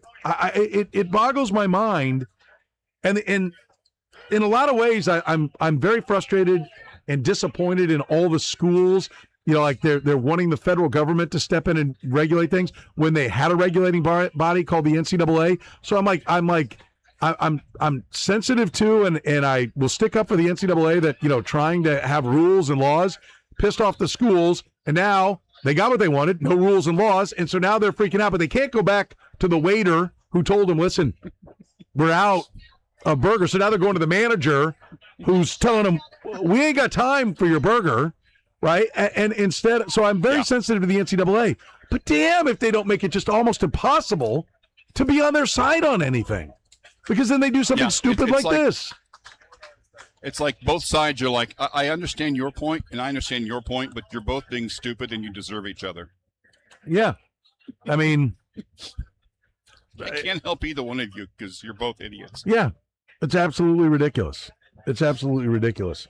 By the way, a quick update here, because if you've been with us all 4 hours, which I know we have some loyal listeners that have been with us, you no doubt heard the drama that was being played out in real time at 2:00 when we started. That was Kyle's plight of trying to fill out the drill. Got to have 3 minimum. He only had 2, and we reached out to Chuck Powell in Seattle, and we were going to try to get him. I reached out to him yesterday. You reached out to him yesterday. We ended up getting Andy Sweeney, who actually had great stuff on this lawsuit thing that we're just talking about. Well, he just got back to us. Now, Chuck does AM Drive, 6A to 10A in Seattle. So our time, that's 8 to noon. Was he out shopping for a small, a medium sweater? A medium, Chuck's medium soccer jacket. Yeah. He says, blank, got done with the show, got home, darkened the room, and turned off the phone. Just now woke up. Sorry I missed you. Well, what about yesterday? What about Kyle's text yesterday? Yesterday. Tell him we got about 5 minutes. Tell you, pop him on here. Hey, Chuck, we got 5 minutes. Let's talk Kate Anderson. Yeah. I'm kidding. I know I am too, but I'm going to say it to him. We've got 5 minutes right now. You good? Let's see. Now he's gonna be like, "You got to be kidding me!" No, I'm not. He's gonna be so irritated. We're not going to put him on, but I just want to see what he says. I think that'll be pretty funny. See what he says. We were going to talk to him about Cade Anderson, the best pitching prospect in baseball, getting called up by the Mariners. And you know what would have made it really funny to have Chuck on is he's in first, I'm in third, and I'm closing on him. And Cade Anderson's on my team. And remember, if you recall, he just said sure. I was just kidding. If you recall, no, I said it. He's gonna be like, "Well, make up your mind. What is it?" If you recall, make up your mind, Petro. A couple of weeks ago, when I had him on, I mentioned this. I can't remember what it was. I said, "How paranoid are you that Otto's balls are coming for you in the American League?" He says, "Yeah, I'm really. It's really breaking my neck to turn that far back to look at how far back you are." I have cut the lead in half in 2 weeks. I made up 9 points this week alone. So it may be worth a visit on Monday. You want to book him for Monday? Yeah, let's get him for Monday. Get an early start. How about Monday? Unless you've already gone back to sleep again. I told you I wanted to screw with him. I got blanker. I got up to shut the door.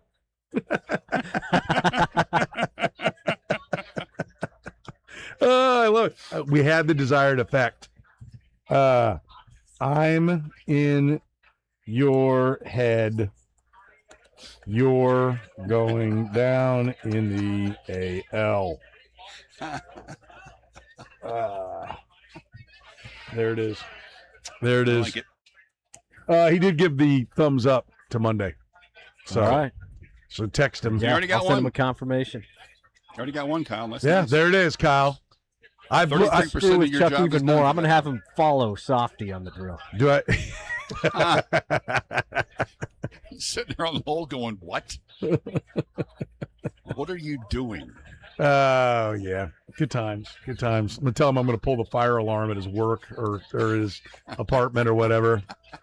Mess with him. I'm closing the gap. I haven't competed nor really tried very hard in baseball for a number of years, but my team's good this year, and so I'm giving it a go. I traded Jack Caglione, for God's sake, to make a run at it. Wow. Yeah.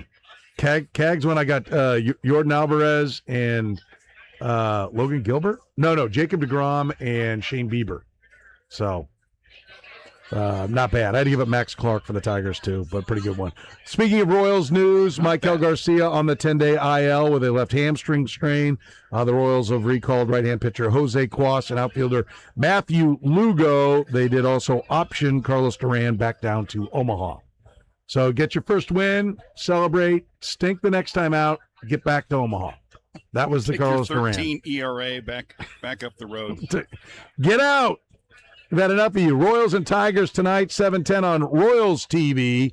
Even money if you want to get on the Royals. Tigers, -108. It's Noah Cameron versus Troy Melton. I don't know how to look at that. Do I look at that and go, wait a minute, what do they know that I don't know? But Noah Cameron's been dealing. Shouldn't he be laying some change? I would think. Unless they think the Royals' bats were a result of the A's pitching. Well, that is a fact. For sure, but Noah Cameron's with Cameron's throwing. Yeah, not only pitching well, but pitching deep into the game. So he figures to have more of a imprint. He can win 2-1. Okay, now I understand why. I had not looked up what Troy Melton has done for the Tigers. The fact that Troy Melton has made 14 starts this year for the Tigers and is 7-1 with a 1.49 ERA and a .960 WHIP. 84 and a third, only 56 hits allowed, 25 walks and 73 strikeouts. One hell of a pitching matchup tonight. 7-6 final. I wonder if Troy Melton was available to pick up because I didn't pick him up. That would have been nice to have on my roster. Bummer.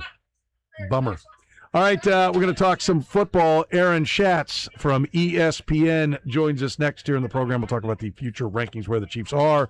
Talking some Chiefs football next.